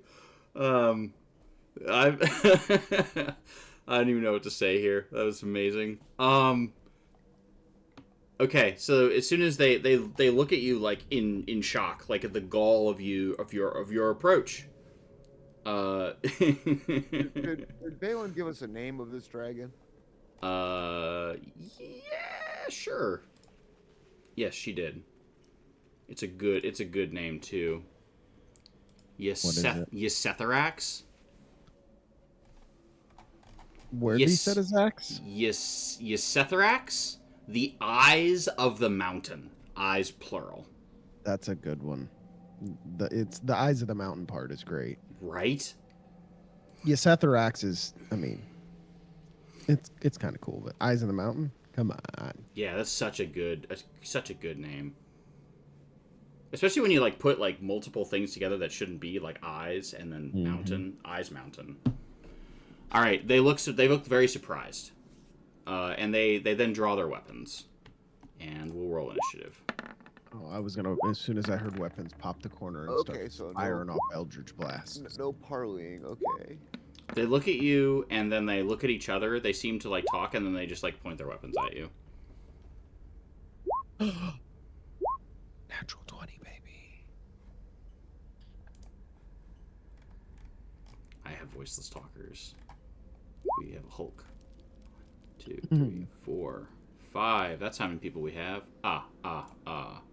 Wow, look at those initiatives. Zed. Thank you for that laugh. Have you watched Love on the Spectrum? No, I've not.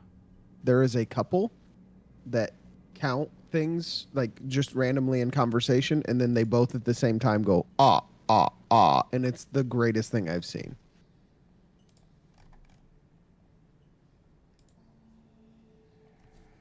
Oh, that's fantastic. Okay, Relic. Relic, you're up. 9th level fireball, encounter over, go.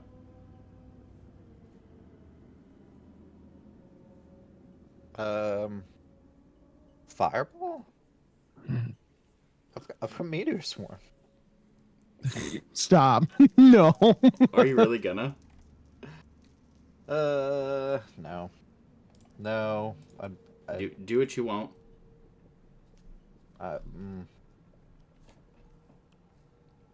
Don't let him bait you. You're better than that. You're not, though. Not. I'm glad that happened. That interaction was fantastic. Alright. I think I'm just gonna do a 5th. A 5th level fireball, and we're just tossing it here. Yeah. What are we resistant to? Noted. Everything.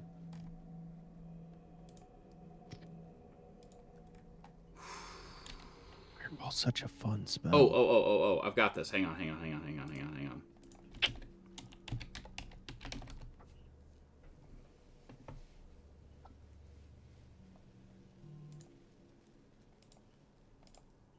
Let me throw on some battle music too.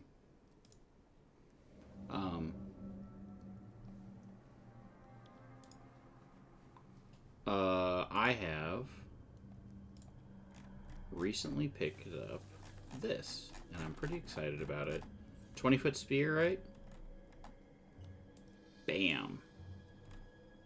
Ooh, that's purty. Yep, I think that hits all of them. I'm guessing that's where you want it? Yes. Alright, cool. I'll just Middle delete. of the room. Yep, I will just delete this now. Alright, so I will make a bunch of saves. What just happened? Just 4, right? Yeah, there's 4 of them. Interesting. Oh, it just does it all as once now? It's so weird. Yeah, the way that they programmed the saves is kind of weird, but I don't hate it. So I'm just gonna make a bunch of saves. So I'm gonna click this. So watch how it does this. It just rolls. It just literally rolls all and doesn't show everything. Cool. All right, let's try that one more I time. love that for us. Sorry, one moment. Here it is. Never. So weird why it didn't do that. All right. Anyways, all right. Deck saves. Yeah, it's just rolling it to me. It's fine. Look at that, all failures. So how much was that? 1,000,000 damage? 35? That's not 1,000,000. Ouch. It's just a very casual to whom it may concern.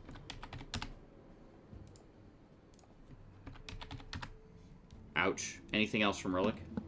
Hold on one second. It's not adding my powered evocation to it.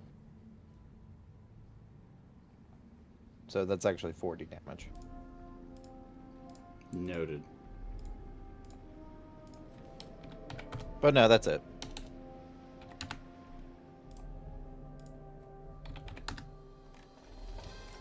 Okay.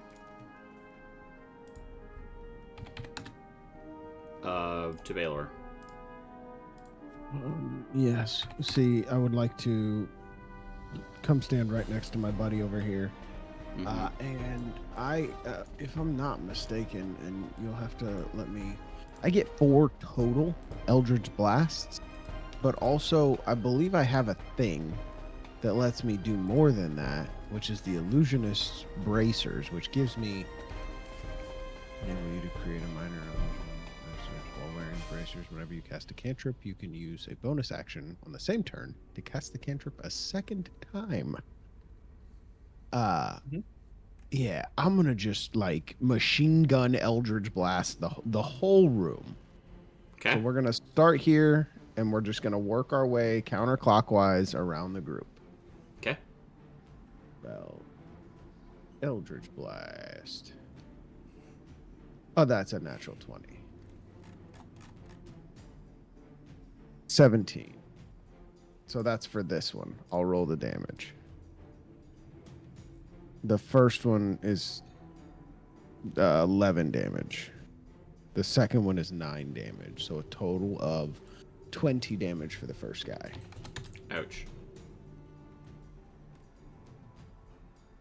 26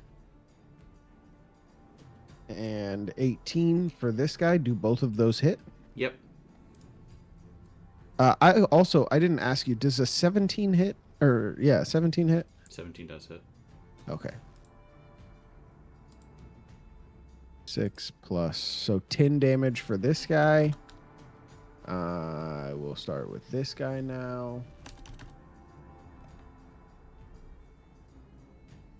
19. And 15, does a 15 hit? 15 does not.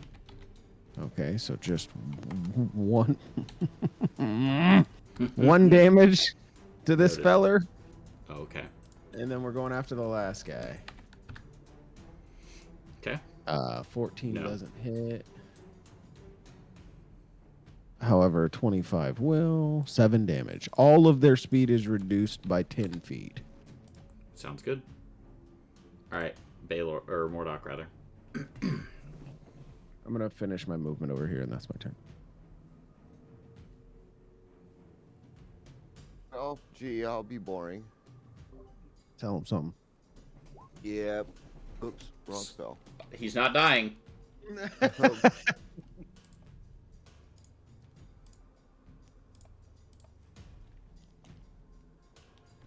On this guy. I think. Go ahead and make that wisdom save. I'm gonna nail it. Crush it. Nope. 37? 37. Alright, he's still alive. Wow. No, I'm kidding, he's dead. Okay. Is that better? These guys, yeah. These guys have tentacles by chance? They do kind of have tentacles, seems. Well, then I'll duck back around this corner. Reskin. I used the reaction last turn. When he killed it, I took a soul. Sounds good. Okay, I'm still hiding, correct, from my last Yep. stealth check. Which one looks most dead? Which one looks the most dead? Yeah. The one that's dead. The one that's dead. Helpful. Okay, out of the ones that are alive, which one looks like Oh, I'm sorry. I need to be a little bit more specific. That's loud. Let's calm that down low quick.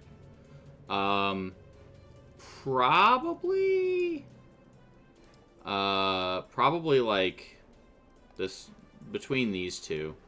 They're all about the same, honestly. I'll shoot that one. Okay. 18 hit. An 18 does in fact hit. So we'll start with 33. And then I'll Wells to Grave on this one. Okay, so 33 on this one. Ouch. And then I go back and guess what? Is Whales I from the just Grave a did. bonus action? I feel like it might be.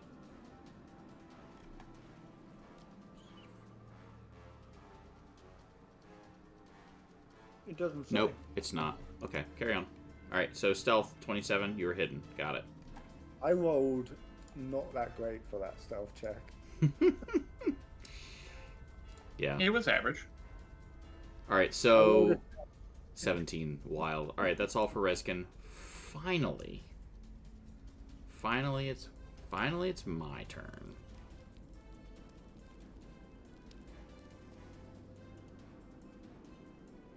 So this voiceless talker, we're going to... Oh, shoot. Yeah, we can fly.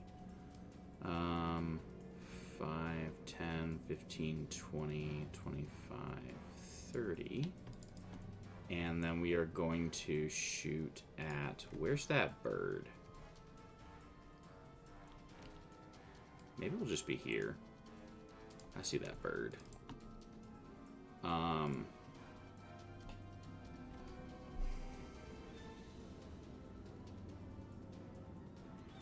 Nope.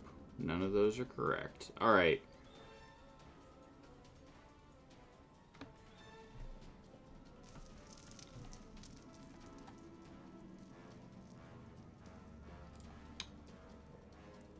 Is everyone out of my range right now? Well, they won't be then. All right, we're going to go right here. And hey, there's a Baylor. I'm going to use I'm going to manifest, so we have multi-attack, as do all good monsters. So we're going to manifest a power, and we are going to use Memory Thief. So it's going to sonically plunder your mind, and I need you to make me an intelligence saving throw. Yeah, that was just disrespectful. You knew better. Yeah. So you're going to take 4d10. Excuse me? 4d10. It's not that much. It's only like 24 damage. Psychic. And until you finish a long rest or die, your proficiency bonus is cumulatively lowered by 1. And I get a +2 to damage rolls. I am going to slaughter this thing. So I'm gonna hit real quick this, and I'm gonna do this little like this little buff thing, and so I've got a +2 right now.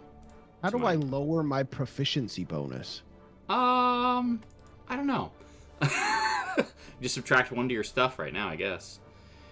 And then there is a customized that will allow you to override it. And then I'm gonna take 2 shots with my psionic pistol.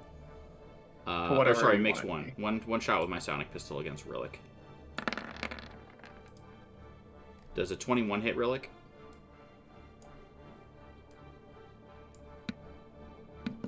Yes. All right, I'm gonna need you to take. It's actually 15 damage because it has a +2. So that's the first voiceless talker. That's such a great name. The second one's up here. We'll fly down here. God, do I keep trying to lower your proficiency bonus? Because that feels mean. Feels really mean. What is your proficiency bonus right now? Now 5. It was 6? Yeah. Yeah, why not? Let's do it again. Memory Thief time.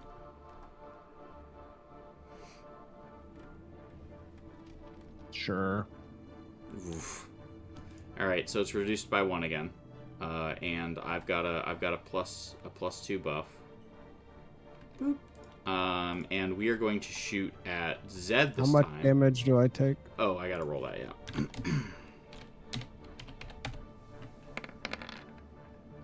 21. Psychic. Zed, Sonic Pistol. Pew! Alright, cool. No, thank you.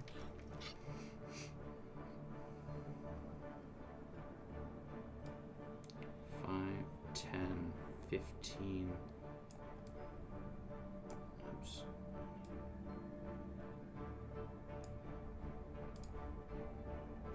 Let's put a nice little cone right here. 15-foot magic cone.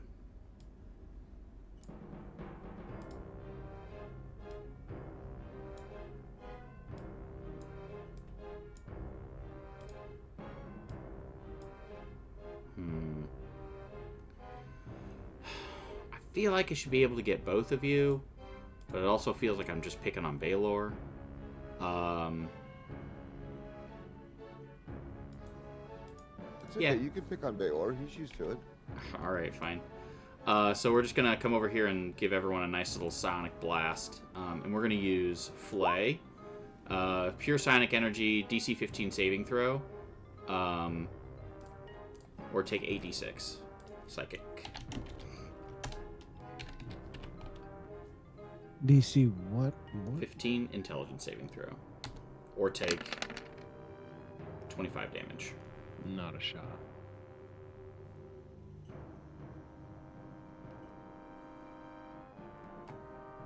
Okay.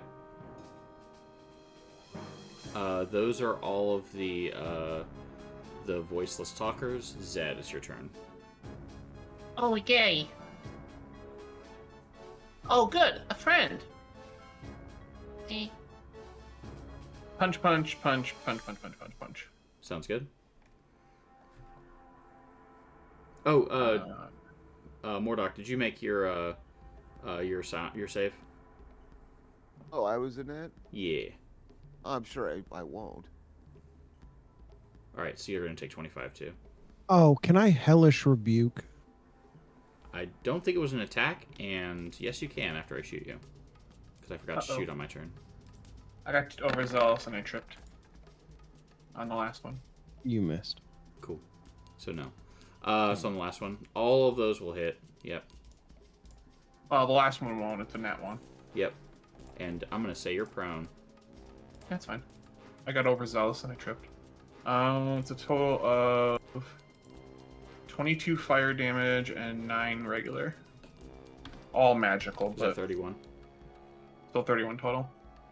Okay, cool. Ouch. It didn't like any of that. Rillick, before you go, suddenly some friends join the fray.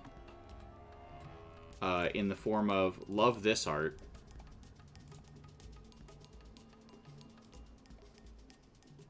Oh, those guys suck.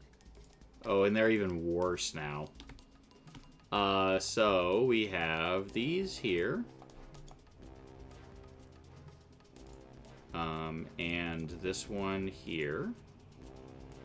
And we'll do this one over here.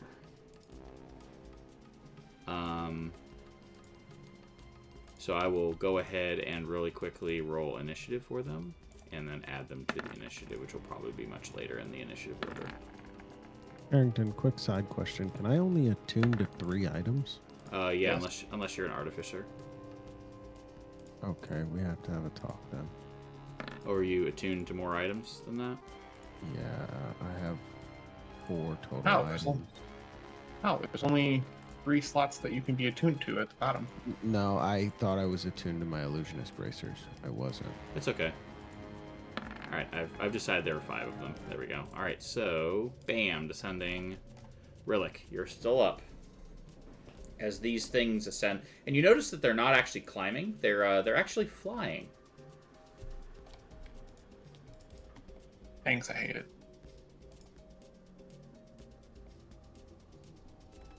And their flesh seems to, like, undulate. Love that word. It's a great word. Undulate.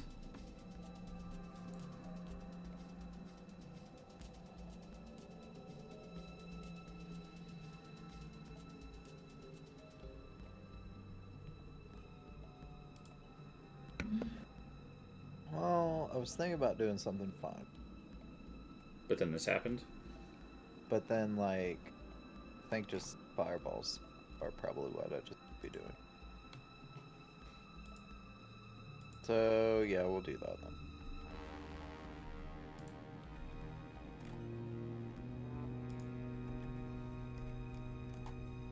Where were you? Hang on. Let me real quick give you a fireball. And I'll let you drop it wherever you want. And hang on, I can give you control over it so you can move it.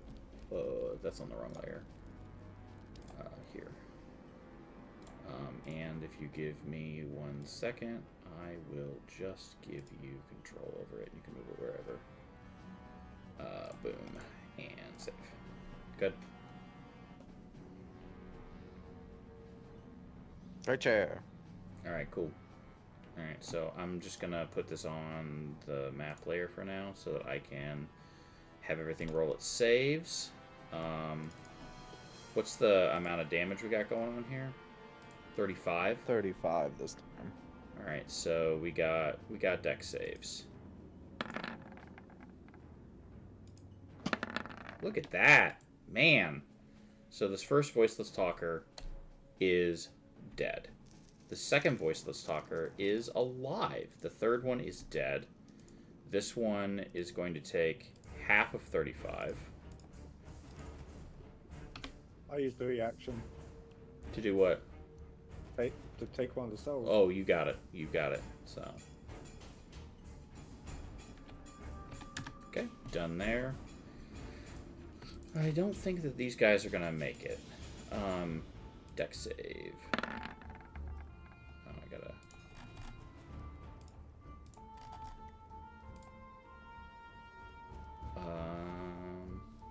Dex save, dex save, dex save. Is there just 3 of them? Yeah, okay. And they all fail, so they all take 35. And they all are just immediately bloodied.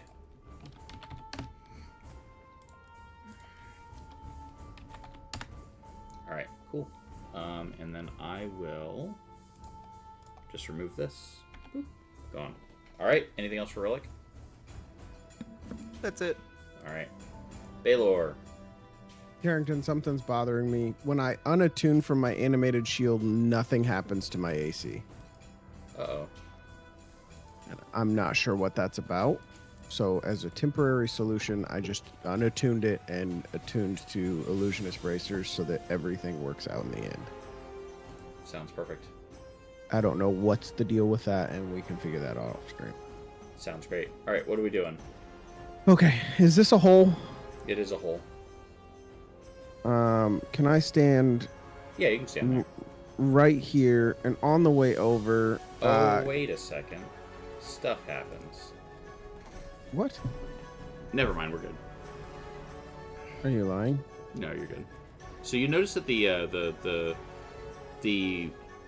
they seem to be like reality itself around these creatures seems to be like distorted, and so it takes you extra movement to move.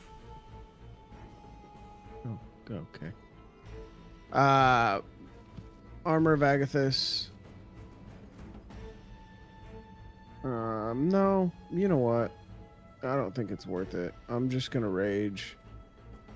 And then I'm gonna hit this thing just so many times. Angry. Yes. So angry. Go ahead. I gotta find it. I got so much stuff going on now. No worries. 12. Yes. Sweet. Natural 20. Also hits. 27. All of those hit. So first one is 8 total damage. Mm-hmm. Second one is 18 damage. Okay. Also brutal critical. I don't know if it counts brutal It's critical. super dead. And your next attack is the bite, which will hit this one. Mm-hmm. Just for 8 damage. Yes.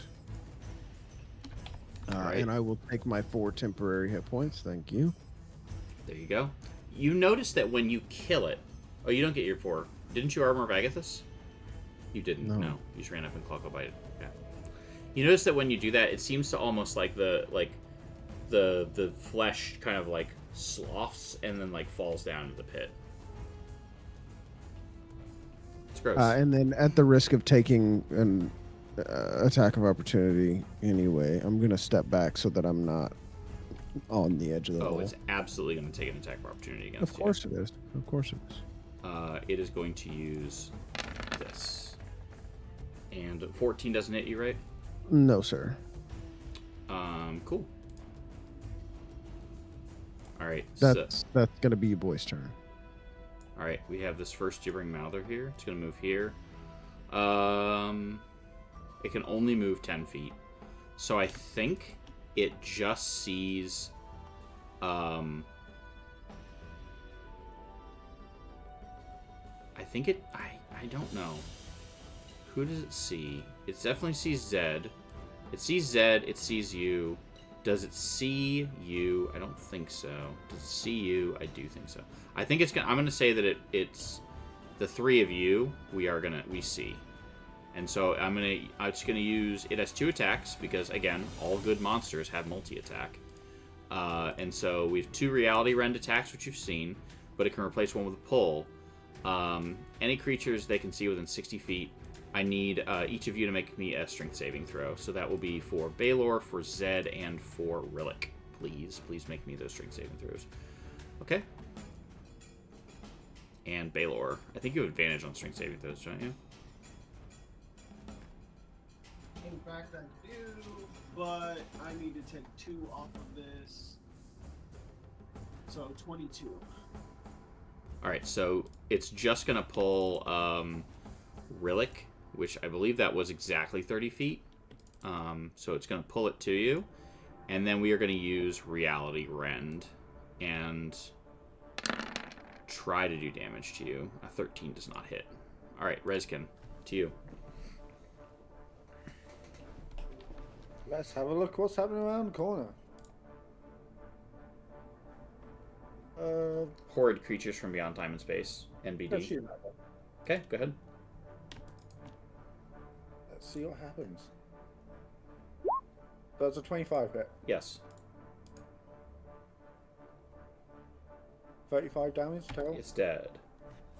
And then Rails of the Grave on that one. Okay. Go ahead and roll the damage. 7. Okay, it takes 7.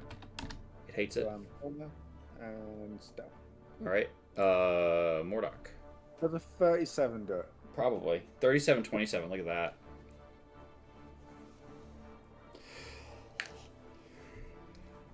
I am the knight.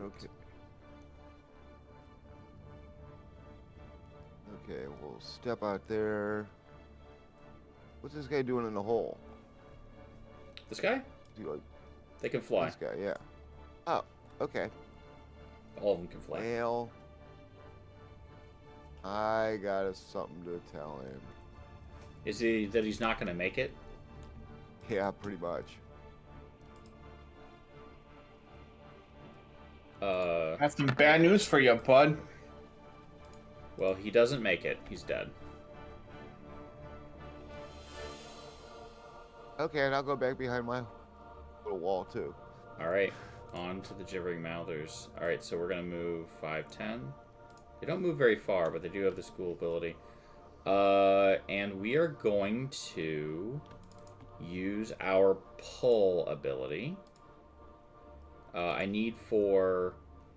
Let's see what we can see within 60 feet. Yes, yes, yes. Alright, I need the 3 of you to make me strength saving throws. Please, and that will be Rillick. Yep. Oh, heck yeah, let's go. Rillick gets pulled. Please. 5, 10, 15, 20.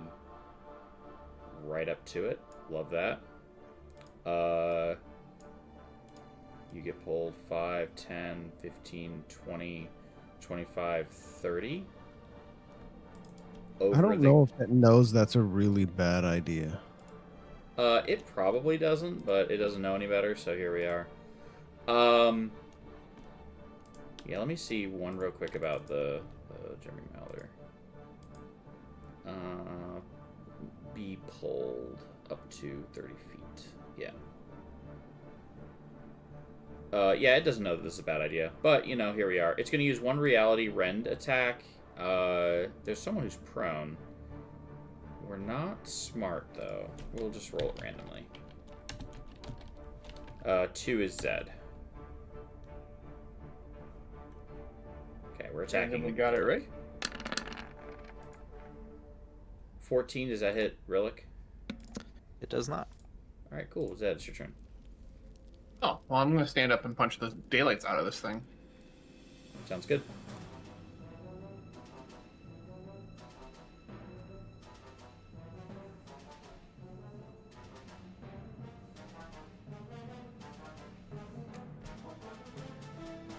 I'm assuming all those hit. Oh, they all do. Just give me the total damage. Yep, doing so. 40. 41? Mm-hmm. Ouch. It hates it. Job done. Alright. We're gonna move here. Oops. We're gonna move here. We're gonna do the same thing. We're gonna try and pull everyone we can see. I think...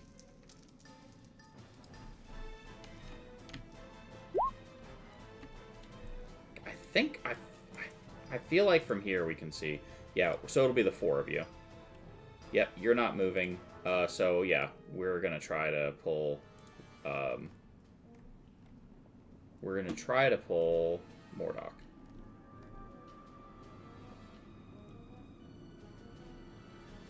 Alright. 5, 10, 15, 20, 25, 30. On the lip of this. And Zed, you passed. I do need Mordok to make one. Strength? Strength, yeah.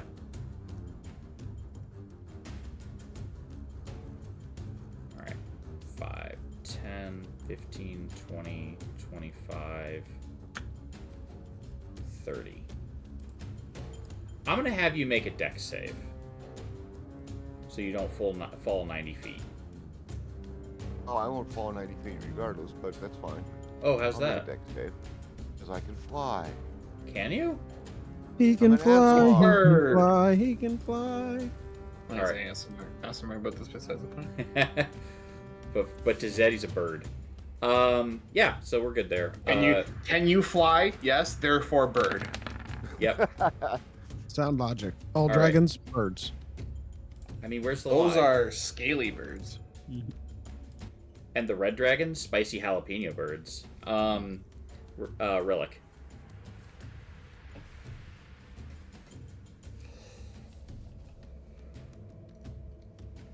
Scorching ray on everything.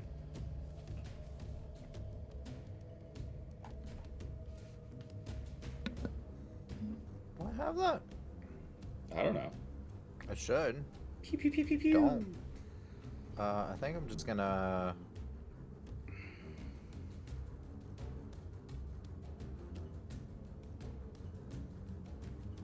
do this. And miss. Noted. Oh, Yeah.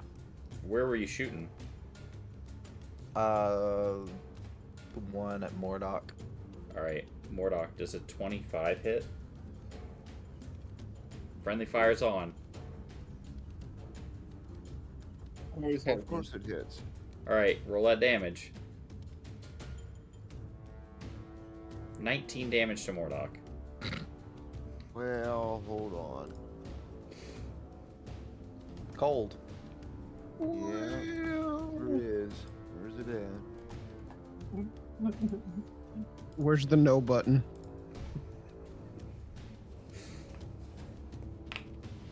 Throws a snowball at the back of... It goes down Mordok's armor. That's why it's so cold.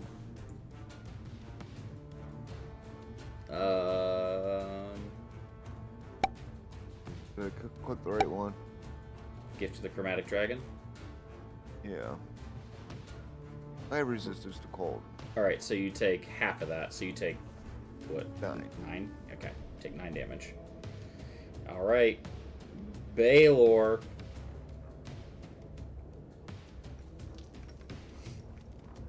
Mm-hmm. Get him. Uh-huh. Does a 21 hit? It sure does.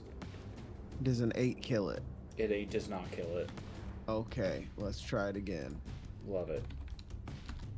Does a natural 20 hit? It sure does. Does 19 total damage? It sure does. Okay. And then, so I use 10 feet to get there. 15, 20, 25. Theoretically, I could get here. I have 40 feet of movement total. Sounds Does good. this put me flanking, or do I need to be here? You need to be there. Okay, so getting here is 35 feet of movement. without a penalty that you said I get? How much of a penalty do I It's get? half Can I movement get? once you're getting. I'll make it easy for you. Please hold. I think it's a 20-foot aura. Okay, so I can't even get there. Probably not. Because I think I started my turn here, and then I moved 5. Yeah, because it's got this like weird like. Let me make the color a weird like fun purpley color because I love purple. It looks like that. Oh yeah, I can't even get to it. That's the So, no. that's the weirdness. I believe it's 20 foot. Let me double check. Primordial influence. Yeah. Envelops the surrounding with shifting reality. 2015 is difficult terrain for other creatures.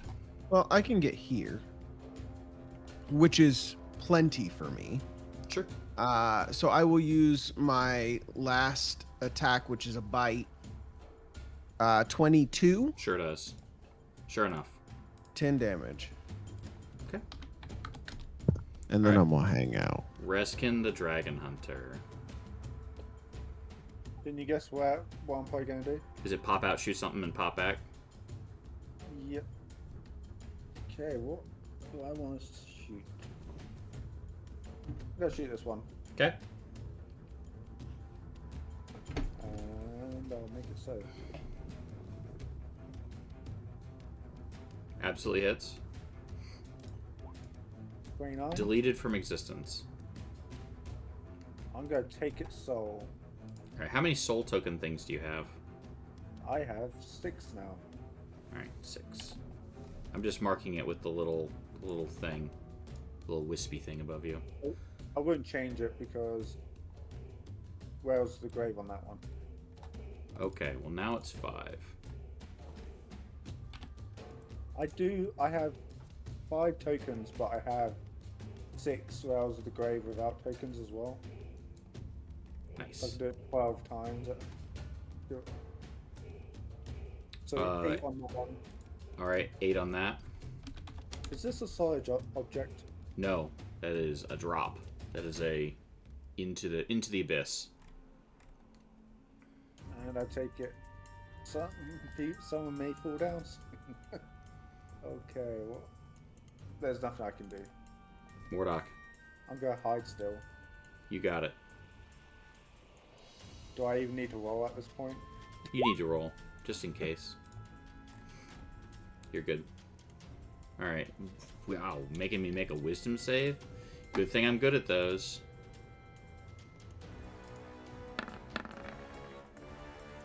That was a lie. 17 necrotic damage. Ouch. Anything else? Nope, that's it. Alright, Zed.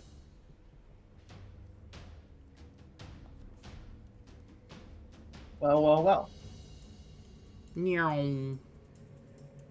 Meow. Yeah, even with your spear, I'm solid to walk up and punch it. I'm fast as heck, boy. Anyways, what? I'm speed. I'm gonna start with my punch. Let's see where that gets us. 25. 25 is death. Okay. Alright. We'll save it, the rest for later. Okay. There we are.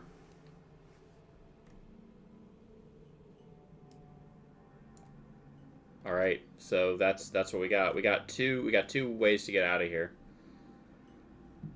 Trusty left. Or we could go down a hole. You sure can. For some of us, that may be a one-way ticket. I have slow fall. That's why I said for some of us. But also, what if there's nothing in the bottom of the hole? That's why we send our guy that can fly down there. Or we go right or left. Caw-caw! Going down.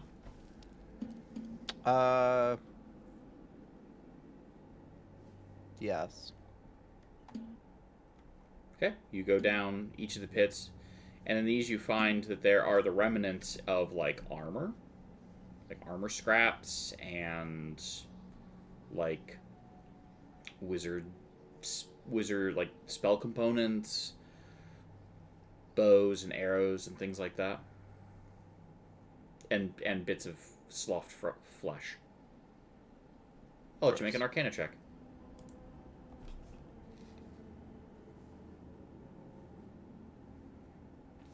Those gibbering mouthers that you encountered, probably the remains of the remains of previous adventuring parties.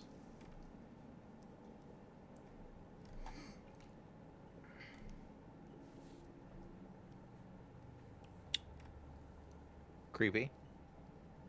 Oh yeah. All right. Yeah, this dungeon is metal. Cool. All right. Relay that to the party. There's no magic items or anything. No. Okay. Okay. Figured I there want to weren't, check. but I want to check one of the squidlies. For stuff. Yeah, for stuff like their gun. It seems to be powered by it seems to be powered by like psychic energy. You can't seem to make how it works.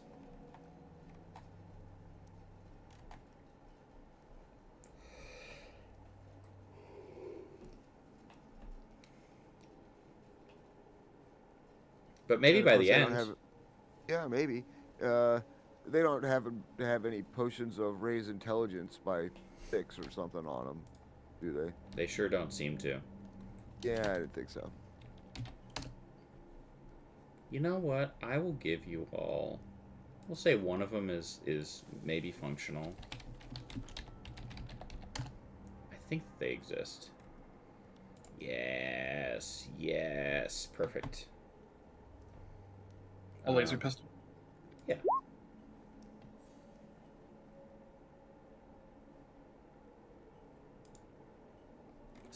A single laser pistol. Oh god, a monk with a gun. It's happening again. All right, and we'll go ahead and remove all of this. All right. So that's what you find in this. Anything else?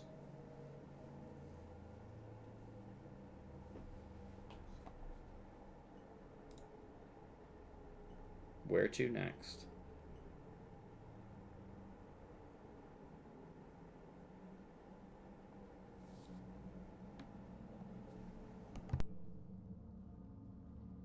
I Gotta vote go left. down the hole.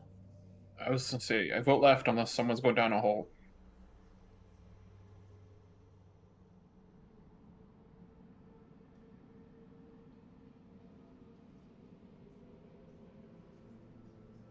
I think left it is.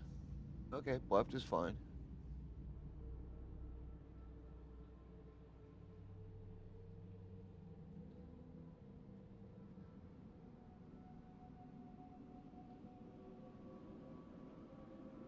The dead end.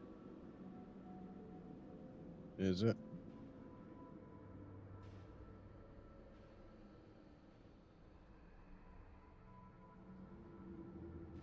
All this work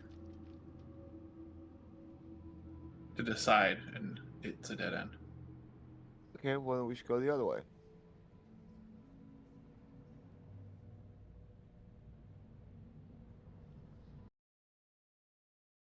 For some perception checks. Is our DM Oh, muted? I'm here. Yeah, I muted myself. Oh, no, it is not a dead end. It goes down. Go me. How does it go down? There's a little on my screen. There's a little. It says to this next area. All right. Oh, so, on our screen, it's wall. yeah, don't worry. Yeah, that's fine. And that's it.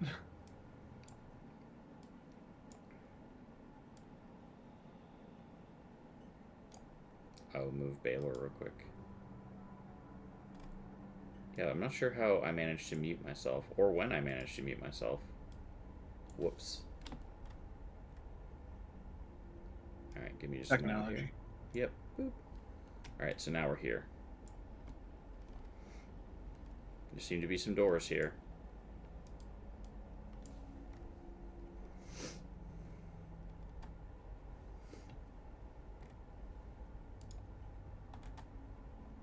Ooh, doors. We like the doors. wind. Huh? I like doors. Caution to the wind. Hey, we have new friendos in here. Look at this guy. He looks so excited to be here. Did someone already roll initiative? You've conditioned me, okay? Do we have to roll initiative, or can I take a surprise action? We have to roll initiative. They are psychic. They know that you're coming.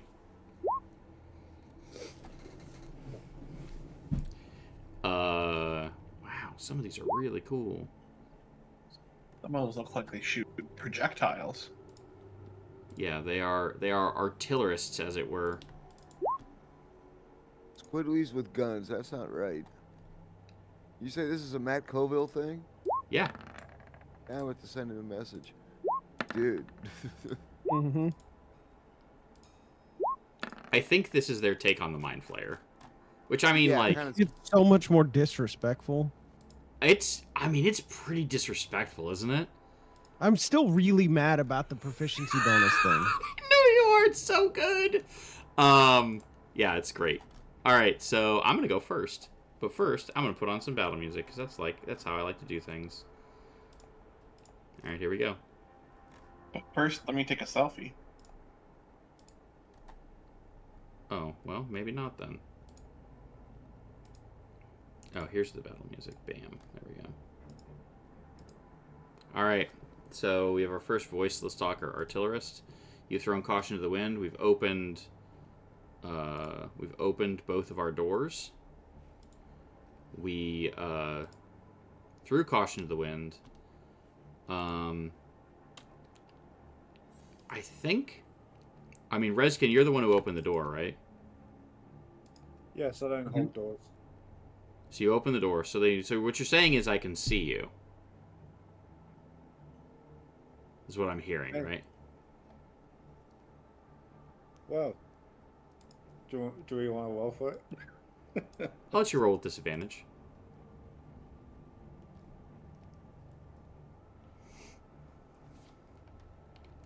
Still a 27. All right. Well, then we see one of the other members. That was a 6, so... Yeah, I'm gonna roll here.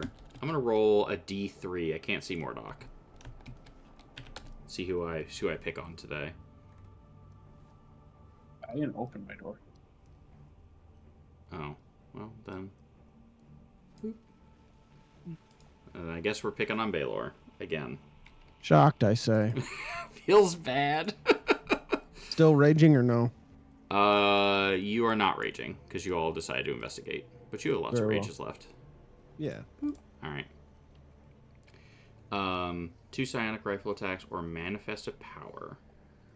Oh, and I have this too.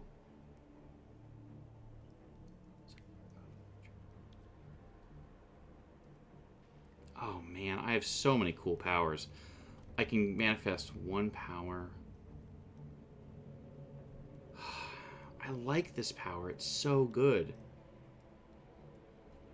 I'm gonna go ahead and use this power again. It's so good. It's the same one that you saw last time. I need you to make an intelligence saving throw.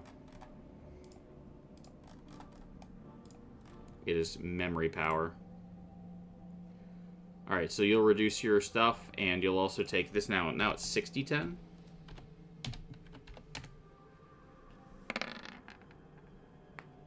$35 psychic damage. And then we're going to make a psionic rifle attack. And we're going to add 2 to this number. Does a 17 hit Baylor?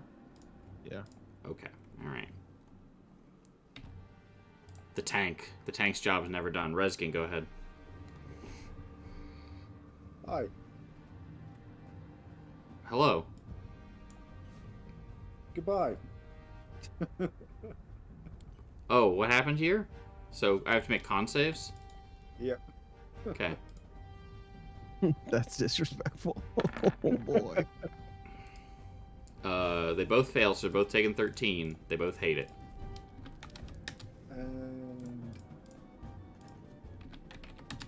Goodbye. Alright. Voiceless Talker. 5, 10, 15, 20. Now I can see Rillick. And I have picked on Baylor enough. Do I have that other ability? I don't think I have the Mind Blast ability.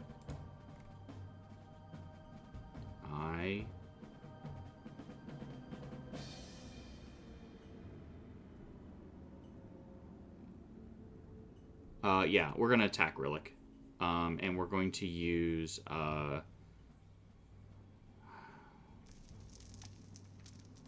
gosh golly.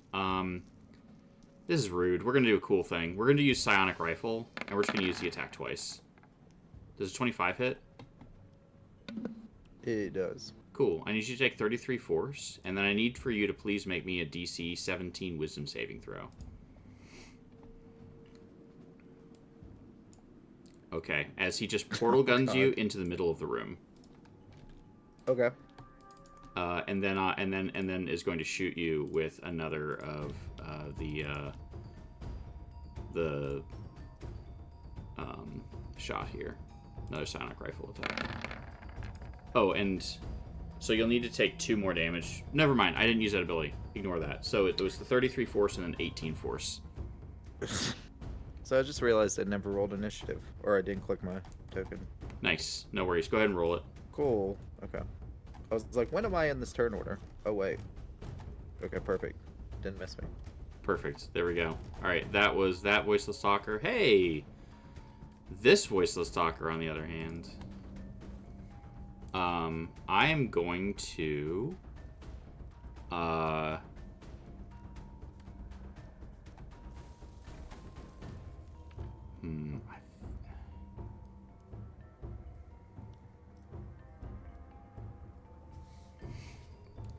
That's a pretty good ability. I think I'm gonna go ahead and I'm just trying to try and use all the cool abilities because they're all pretty neat. So the first thing we're gonna do is we're gonna use multi-attack. We're gonna use a Psionic Rifle. Oh my gosh. We're going to do this. We're gonna use Vanish. This is invisibility from one creature. And so it is, this Voiceless Talker is trying to become invisible to Rillick. And I need you to make me a Wisdom saving throw, which... Yeah, go ahead. 26. No worries. No harm, no foul. Also, I'm going to go ahead and use Psionic Rifle. Does 16 hit?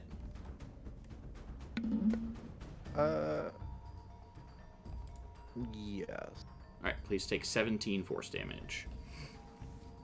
I just like the fact that I just got to portal gun someone into the room. That was kind of fun. These monsters are neat. Zed, it's your turn. I'm gonna kick open the door, be a surprise shotty, and then run over to this one and punch it. Make it so.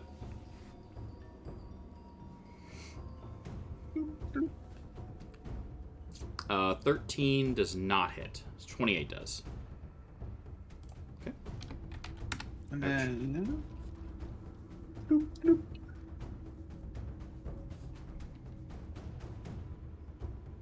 19 more, so total 31. You said 19 more? Yep. Ouch. Okay. More Voiceless Talkers.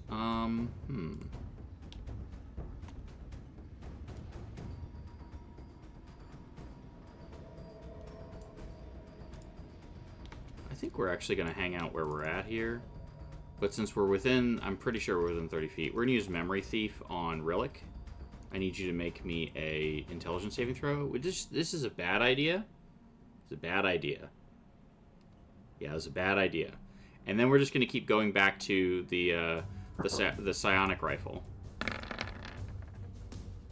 Full reliable. All right, all done. Mordock, go ahead.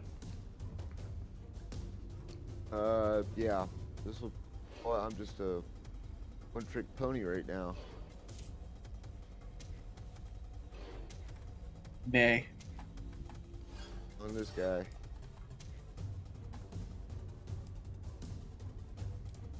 Oh, which one? This one? Yeah, he's been hit, so. Wisdom save. Feel like I have good wisdom? I do have pretty good wisdom. 11. Not good enough. Nope, 28 necrotic damage. Ouch. Anything else? Nope, I'm good. Baylor. Oh, you mean I get to do something? Sure do. Go get him. Yeah, I don't even like. I don't know what I do at this point. Rage I and suck. smack him. I suck. As a, like I That's really your want job, to. Raise. Rage I kill. really want to chuck a fireball in here, but I'll rage on the way. As I rage, I'll give my infectious fury, I think is what it's called. Let me find it. Yeah, infectious fury. Nope. Sorry, Call of the Hunt is what I meant. I'll use Call of the Hunt. So anybody up to 3 people, I want to say. You can roll a d6 and gain a bonus to the damage equal to that number rolled. So I think I can pick 3. So we'll go with Zed, Rillick, Reskin. And then we're just going to play it against Sam, and I'm going to mark you all with this rage-like looking thing. Okay.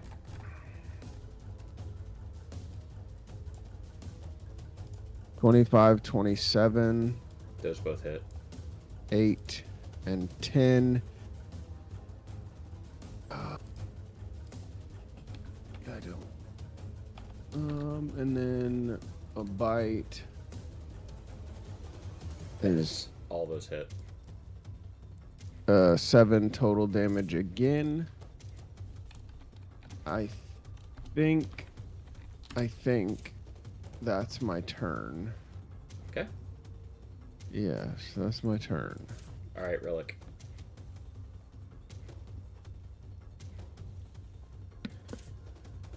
Meteor swarm.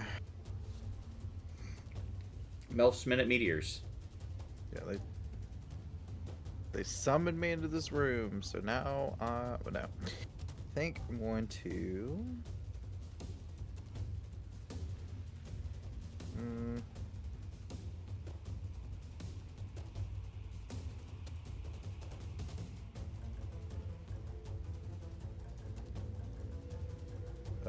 oh, here I can click this so everyone can see it. What are we doing? Measuring for a fireball. Yeah. Do you want me to just give you a fireball?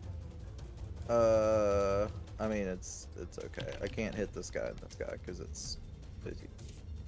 So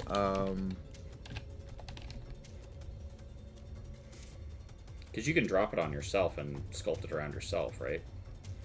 Right. Yeah. So I think that's what I'm gonna do. I'm gonna get these 3 here, so then that way the one in the corners caught, and I think I'm gonna cast it at. Or are you gonna cast it down here? Catch these 3. Yes. Yeah, the Okay. top 3. You mean Or- bottom 3? Hold on. Because I don't think you can get. Like, I'm not seeing a way you can. These 2 are 40 feet from one another.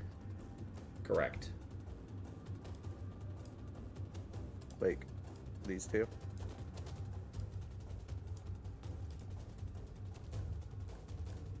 I'm moving the template around. I think you get these 3 easily. You just want to do that, or do you want to get this one? Oh.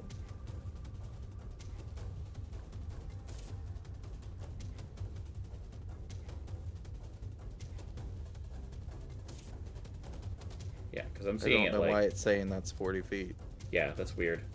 which is. Okay, bottom 3 it is. Bottom 3 noted.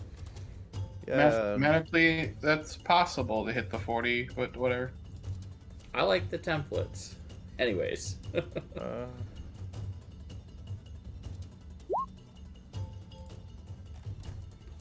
Hey, guess what I'm bad at? Saves. Deck saves? Yes. All of them fail, so they're all taking, what is that, 36? Yes. Okay. And,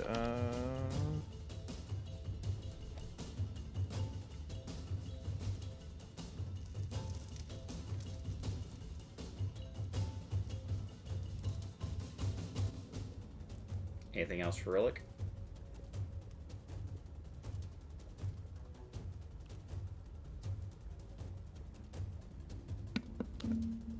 do I want to close that door?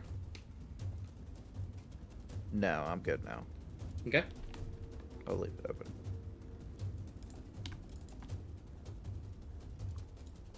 Alright. Should I close You do whatever you feel it? makes you comfortable. No, I'm good. Alright. I'm going to have this voiceless talker is going to... You said the door's open? Mm-hmm. We're going to step up here. Now we're going to point at Zed, and we're going to use our memory thief power. And I need Which you to make one? Zed. No, which voiceless talker? Sorry. This one here. Okay.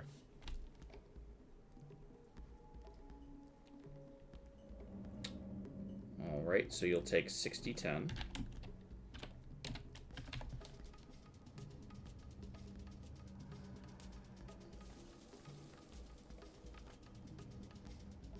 And this is all psychic damage. 39 psychic damage. And now this one has a +4 to its roll. Or +4 to its damage. And then we'll shoot with a laser pistol. I think I can see Rillick still. Yeah? You can still see me, yeah? No. No? But that doesn't mean... I can see to... okay, that's in dim light, I guess. So, yeah. Alright, cool. I have 120-foot dark vision. Okay. So I will take this shot at you. So this is my psionic rifle, and we're gonna add a +4 to whatever I roll if I hit. Just the first one. Does a 25 hit? Sure does. All right, 25 force damage. And now it's on to Reskin. What to do? What to do? What to do? Let's shoot this one. Love it.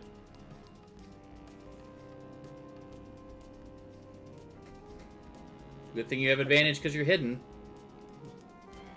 So 24 does hit. Go ahead and roll the damage. 32. Okay. Yeah. And he's gonna let out from the grave. Okay. Alright, ouch. Anything else? Okay. Let's see if I can make this. I don't know. Does 27 make it? Such a ridiculously high hiding. Alright, this voiceless talker is going to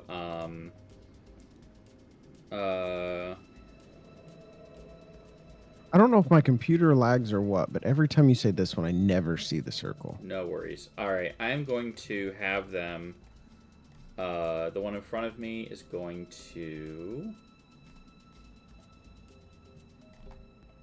use our phasing tentacles. It's going to try and attack you. The 26 hit? Yeah. Yeah, of course it does. 14 psychic damage, and it's going to teleport you back here. And that's its turn. And now it's this one. This one's going to do the same thing. We're going to do phasing tentacles.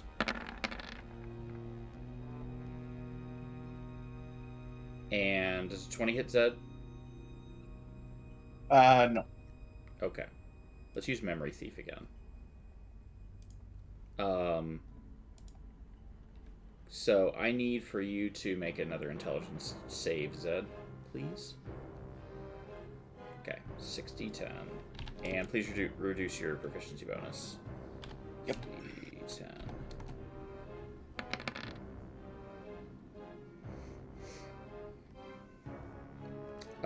30 damage.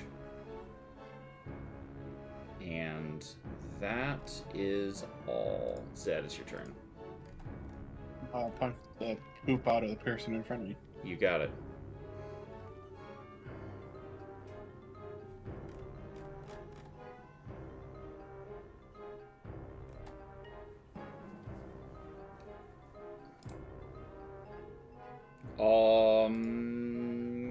All but that 13. All but one hit. Yeah. Yep.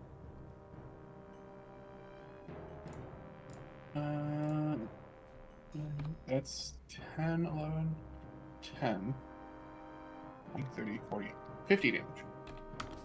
It is still alive, but it is hurting pretty bad. All right. This voiceless talker is going to take 2 shots at Zed.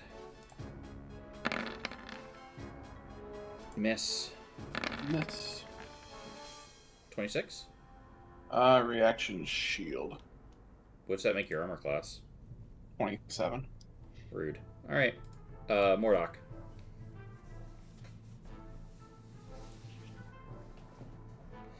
Actually, 28. Extra rude. Love it.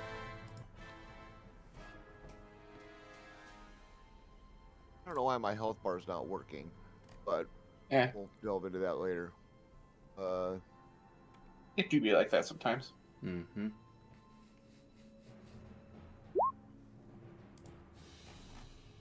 Oh, mask here. So everybody gets 20. Okay.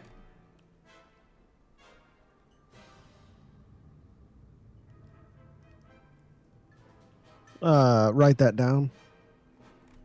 Oh yeah. Mordok killed someone. Let the records show. All right, I put in the angels. Done. Anything else for Mordok? Yeah, then I'm gonna move and hide again. Baylor. Yeah, it's really cute that he teleported me, but I'm gonna come get back up in his grill. But I'm gonna get him. Yeah. And then like wash, rinse, repeat. We're gonna claw bite. I believe you. 11. No. Okay, that's fair. What do you say to an 18? Yes. Okay, let's roll damage for that one. 12 damage. Ouch. And then a bitey bite. Yep. What say you to a 12? Pass. Deal. All right, cool. Relic. Also, I would like it to roll. Sorry, give me a second to find the feature. It is Infectious Fury, I believe. I will share it in Beyond 20. It has to roll a DC. I believe it's 12. Con 3. No, 11. Yeah, sure. Okay. Is it save or suck? Or suffer one of the following. So it's save or suck. Okay. Noted.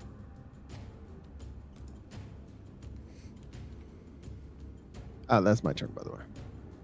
All right.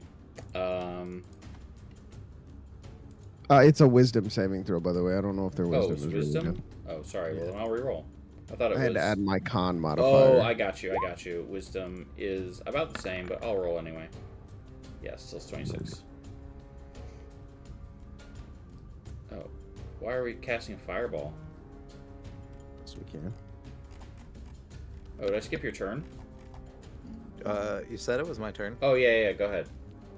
So while y'all were searching that out, I figured I'd just click the button, and yep. Now can I hit the top 3? Yeah, that's what I want to do. All right, can I hit the top 3 now? No? All right, I'm out. All right, for that reason, I'm out. Okay, so we've got this guy cannot survive no matter what. This one is going to roll a dex save, and I'll roll for that one too. So this top one has failed, and so it'll take 28. All right, and this one will take 23. Or sorry, 28. This one'll take 14. That's how math works. All right, Rezkin. No, wait, it's not Rezkin's turn. It's my turn. I get to go. Look at me. I am the turn now. All right. Okay, so I just want to make sure I'm being as out of character, being fair. How many times have I hit Baylor with the negative thing attack? I'm down 3 proficiency points. Zed, you're down 2. Yep. Zed, it is. All right, I need you to, and I'm gonna do this right this time. We have to move next to Zed to use this. You were cheating. Unintentionally. Sometimes you get stuff wrong because the other things are completely different. They can use. I make it. Get out of here. All right. Well, I still have phasing tentacles, so I'm gonna do that. Does 21 hit? Does not. Wait, did that guy leave my He was over here. What happened to the guy that was in front of me? He died. He died to a fireball. He died to a horrible death. He had a really rough day. Yeah, I was gonna attack him. He literally, like, someone looked at Rillick and said, "Let him cook," and he did. All right, cool. That was all. Rezkin, it's your turn. You sure? Yeah, positive. All right, it's my turn again. Kidding. I'm gonna shoot that one. Okay. One died, didn't it? Yeah, one of them died. I would have taken a reaction when it died. I don't think you could see it. Because you were back here. 27 hits. 37? Yeah. Ouch. Alright, that was Rezkin. Voiceless talker. Doing the same thing. We're doing our memory thief power. And our phasing tentacles. Can I get an intelligence save from Zed, please? Alright, 60. Leave me alone!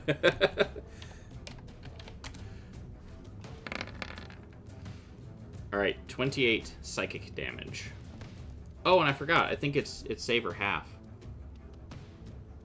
Or half as much. Yep. So that last time it did the attack. Yeah, but I'm gonna call it fairsies based off of the fact that you cheated the last time. Deal. All right, cool. Zed. Yeah, the thing that I missed, and just for the folks at home, I'll post their thing. This was my bad. Is it's 2 rifle attacks or manifest a power and use a phasing tentacles. And I misread that because the previous one it was pistol or I believe. I'll double check. I could be wrong on that too. Who knows? But I feel like all things considered, if you get stuff wrong, it's like what Bob Ross said. Just happy little trees, just happy little enemies, Happy little accidents. Yep, happy little oopsies. Manifest power. Yeah. So for these, I did get that wrong. It happens. Sometimes you get stuff wrong. It's they make 2 rifle attacks, or they can use a power and use a melee attack. So that's my bad. I'll know for next time. I read these and I was just like, yeah, I get them, and clearly didn't. All right, so sorry, Zed, go ahead. I have things to punch. You do. I'm gonna keep wailing on the one that's in front of me. Sounds good.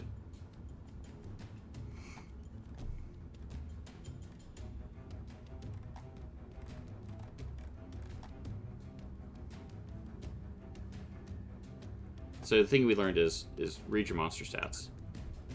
Actually, no, I'm gonna use my breath weapon and affect both of them. Sounds good. What does they have to make? A DC 20 dex save. They're bad at those. Top one. One. Yeah, I was gonna say one takes the full 18, the other one takes 9. Top one takes the full 18. The bottom one takes 9. Oh. All right, let's roll it again. Here we go. Dex. They both fail. Both fail. So they both take 11 this time. Yeah. Okay. And then I'm gonna punch the one in front of me. You got it. Does the 14 hit? 14 does not hit, but that 16 does. All right. 7 more. He is not having a good day. All right. So after your turn, this voiceless talker is going to take 2 attacks. I think we're just going to make 2 attacks against Baylor, just with our ranged ability here. Rifle.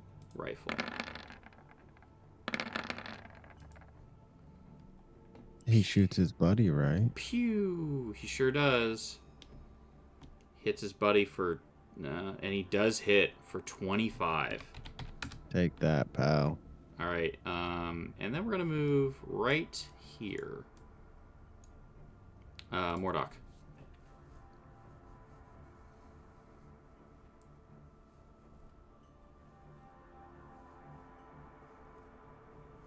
Okay, let's move. Oops. Oh, hi. And oops, scroll up. We've heard this song many times. It's still a good one.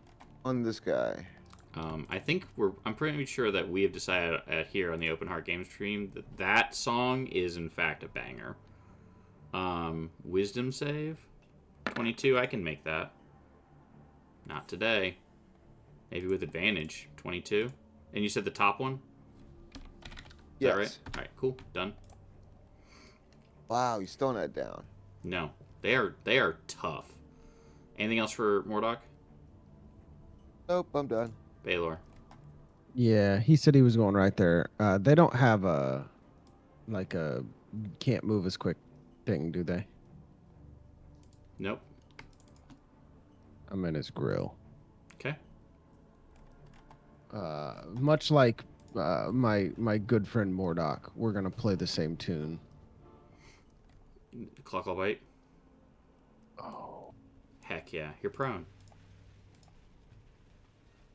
But you can still claw him. Bite him.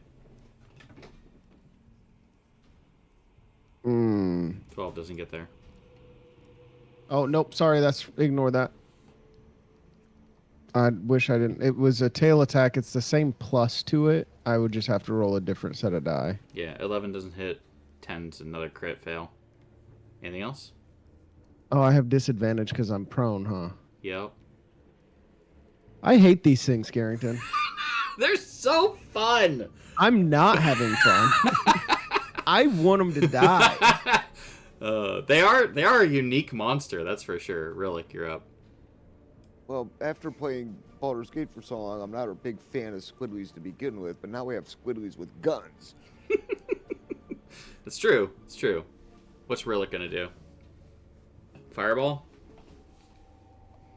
No, I think I'm just going to... Eldritch Blast? I'm kidding. Yeah, play. 15 does not hit. Cower back here again. Alright. Talker time. Well, you're right here. I mean,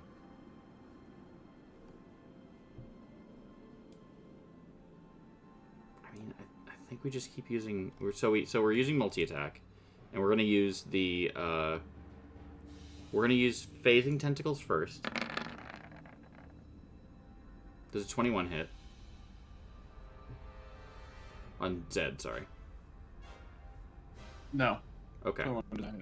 And then I'm going to have you make an intelligence save. Leave me alone. That will fail, so I'll roll the damage. Roll 60-10, 6d10 plus 4.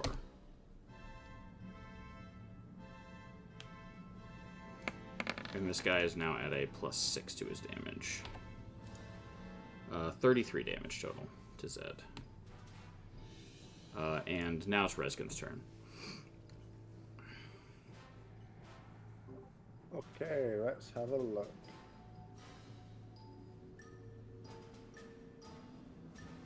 Let's shoot this one. Okay.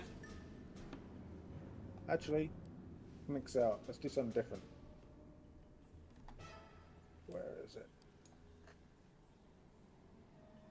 Fireball on these two.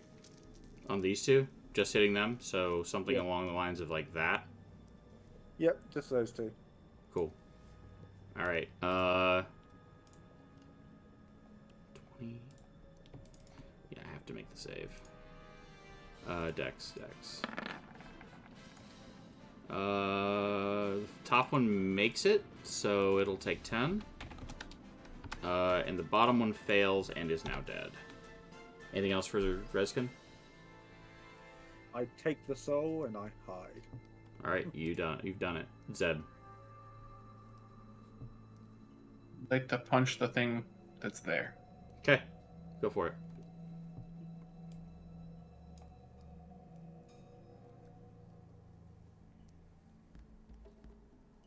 Do, do, do. Do, do. 35. Oh, you punch it and then jump on top of it and just drive its face into the ground. And it is so dead. All right. You're prone. I'm going to use...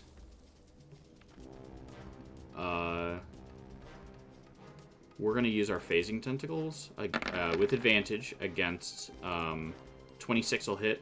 So 17 psychic damage to Baylor. We're going to teleport Baylor over here. And then we're going to use Memory Thief again. I need you to make an intelligence save, Baylor. Please. Why? That's what I got. Let's go! You still taking half, though. Which is... whatever I roll. So 15. Alright. And then we are going to open the door. And we're going to walk through it. Because we teleported you away. And we're going to run into this other room. And that is a great place. We're almost at 11. I'm going to wait for our break to kind of wrap up. And we'll talk about how we felt about these monsters. And I think I'm going to go... what I'm going to do is just to make it clean, I'm going to go ahead and remove clear initiative. Because you guys are going to have to decide where you want to go from here. You have an idea of what happened here, but here we are. They're so strong. I like that about them. I think they're a cool monster.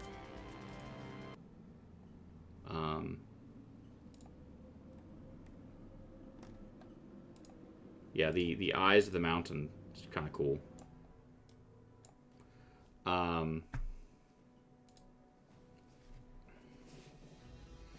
We got about 39 seconds before our audience comes out. We'll talk about everything and go from there. But yeah, I think this module is kind of cool. I will admit I did increase the number of monsters because it is designed for much lower level. So I had to pull the number of monsters up to kind of compensate for how strong you all are. But I mean, you guys have crushed it. Which, I mean, you've seen before. I'm 3 proficiency points down right now. Just 3 proficiency points. What's 3 proficiency points amongst friends, really? It means I suck at things again. All right, so hey, we're back. So what have you all thought of the monsters so far? They're my favorite. Your favorite? They're fine. I think they're kind of cool. I like the movement. I like the phase rifle and the like the hit. You can choose to either grapple or like send some like a meleeer away, like I just got to do. The proficiency bonus thing is neat because like I was able to give myself like a good damage buff, while also like reducing that and like weakening the party for like future encounters, which I think is like really important for high level play. like the like high level play, you really need to be able to like be taxing your players' resources. And I will admit, because like I said, I did make a mistake. It happened. Like, you know, and the Efficiency bonus really isn't a resource though. Sure, but it makes it harder for you to hit stuff because it's reducing like your 2-hit and stuff. So it's also reducing like spell DCs if you hit casters, so it's affecting things. Yeah, but it can be overwhelming because the last paragraph is a creature whose proficiency bonus drops to 0 can't form new thoughts, so that doesn't affect Baylor at all, or speak. Amen. And they have disadvantage on ability checks, attack rolls, and saving throws. I mean, for a caster, that's debilitating. I'm not sure what. Yeah, I mean, well, it's disadvantage on everything. Yeah. It's if you get it to 0, which is rough. Yeah, and I'm not sure which. Well, there's no way to restore it. Take a long rest. A long rest. Yeah, long rest, or I would say like you could probably restore it with greater restoration. It says long rest or you die. Does that mean like if you? No. It's die and I'll bring you back. Yeah. Exactly that. So long rest or death. So yeah, but the monsters are cool, and that's just a few of them. We've got a couple more. The second ones were definitely tougher. So good to know there. We'll see how y'all feel about the next round of monsters. I think they're kind of cool. But yeah. Mix this with the dragon. Well, it's funny you mentioned that, because this is a dragon's horde, or a dragon's area. Well, you did hit us on our weak spot, which is intelligence. Not intentionally. Yeah, but we all dumped it, pretty much. Yep. So, I'm supposed to dump it. And we have no resistance to psychic damage at all. It's true. So, You've got that potion. What potion? The potion of invulnerability. Yeah. Gives you resistance to everything. But yeah, I think it's cool. I think that these monsters definitely like a lot. There are several monsters I will say in 5th edition, and I'm not knocking 5th edition or anything like that are very much like I move up, I claw bite, and then I'm done, right? And that's my entire thing. I had to think a little bit, like positioning and like being able to like portal gun like Rillick into the middle of everything was kind of cool. Like I got to like as the game master got to have a lot of fun with these monsters. So like I'm gonna use them in the future. I think they're neat, right? And I felt like I got to like my decisions got like they may not have been like super tactically important, but like I got to have fun and do throw some curveballs at you all, which you handled really well. For this, I did double the number of monsters that you all had to fight, because otherwise, like, you were going to walk through this encounter, no problem. I feel like it would have been a bit boring if we didn't have as many of them to deal with. And I feel like basically I'm not gonna make you fight 2 dragons again. But the dragon itself, like having worn through your stuff, I feel like will be more of a challenge after having worn you all down. I hope. There are, like I said, more things to fight, so we'll just have to see how it all goes, and we'll go from there. So, yeah, these are cool. I'm going to keep doing that. There's one for each of the remaining dragons. We'll probably just play through that, and we'll go from there. There is a Lich. We'll probably fight that, too, at some point. I kind of want to just, from this point on, I kind of just want to go through the rest of these. How do y'all feel about that? Go through the rest on the way to 20 and then fight Tiamat? Yeah. Sick. Cool. All right, well, we'll continue doing that. Hey, does anyone have anything before we sign off? Nope.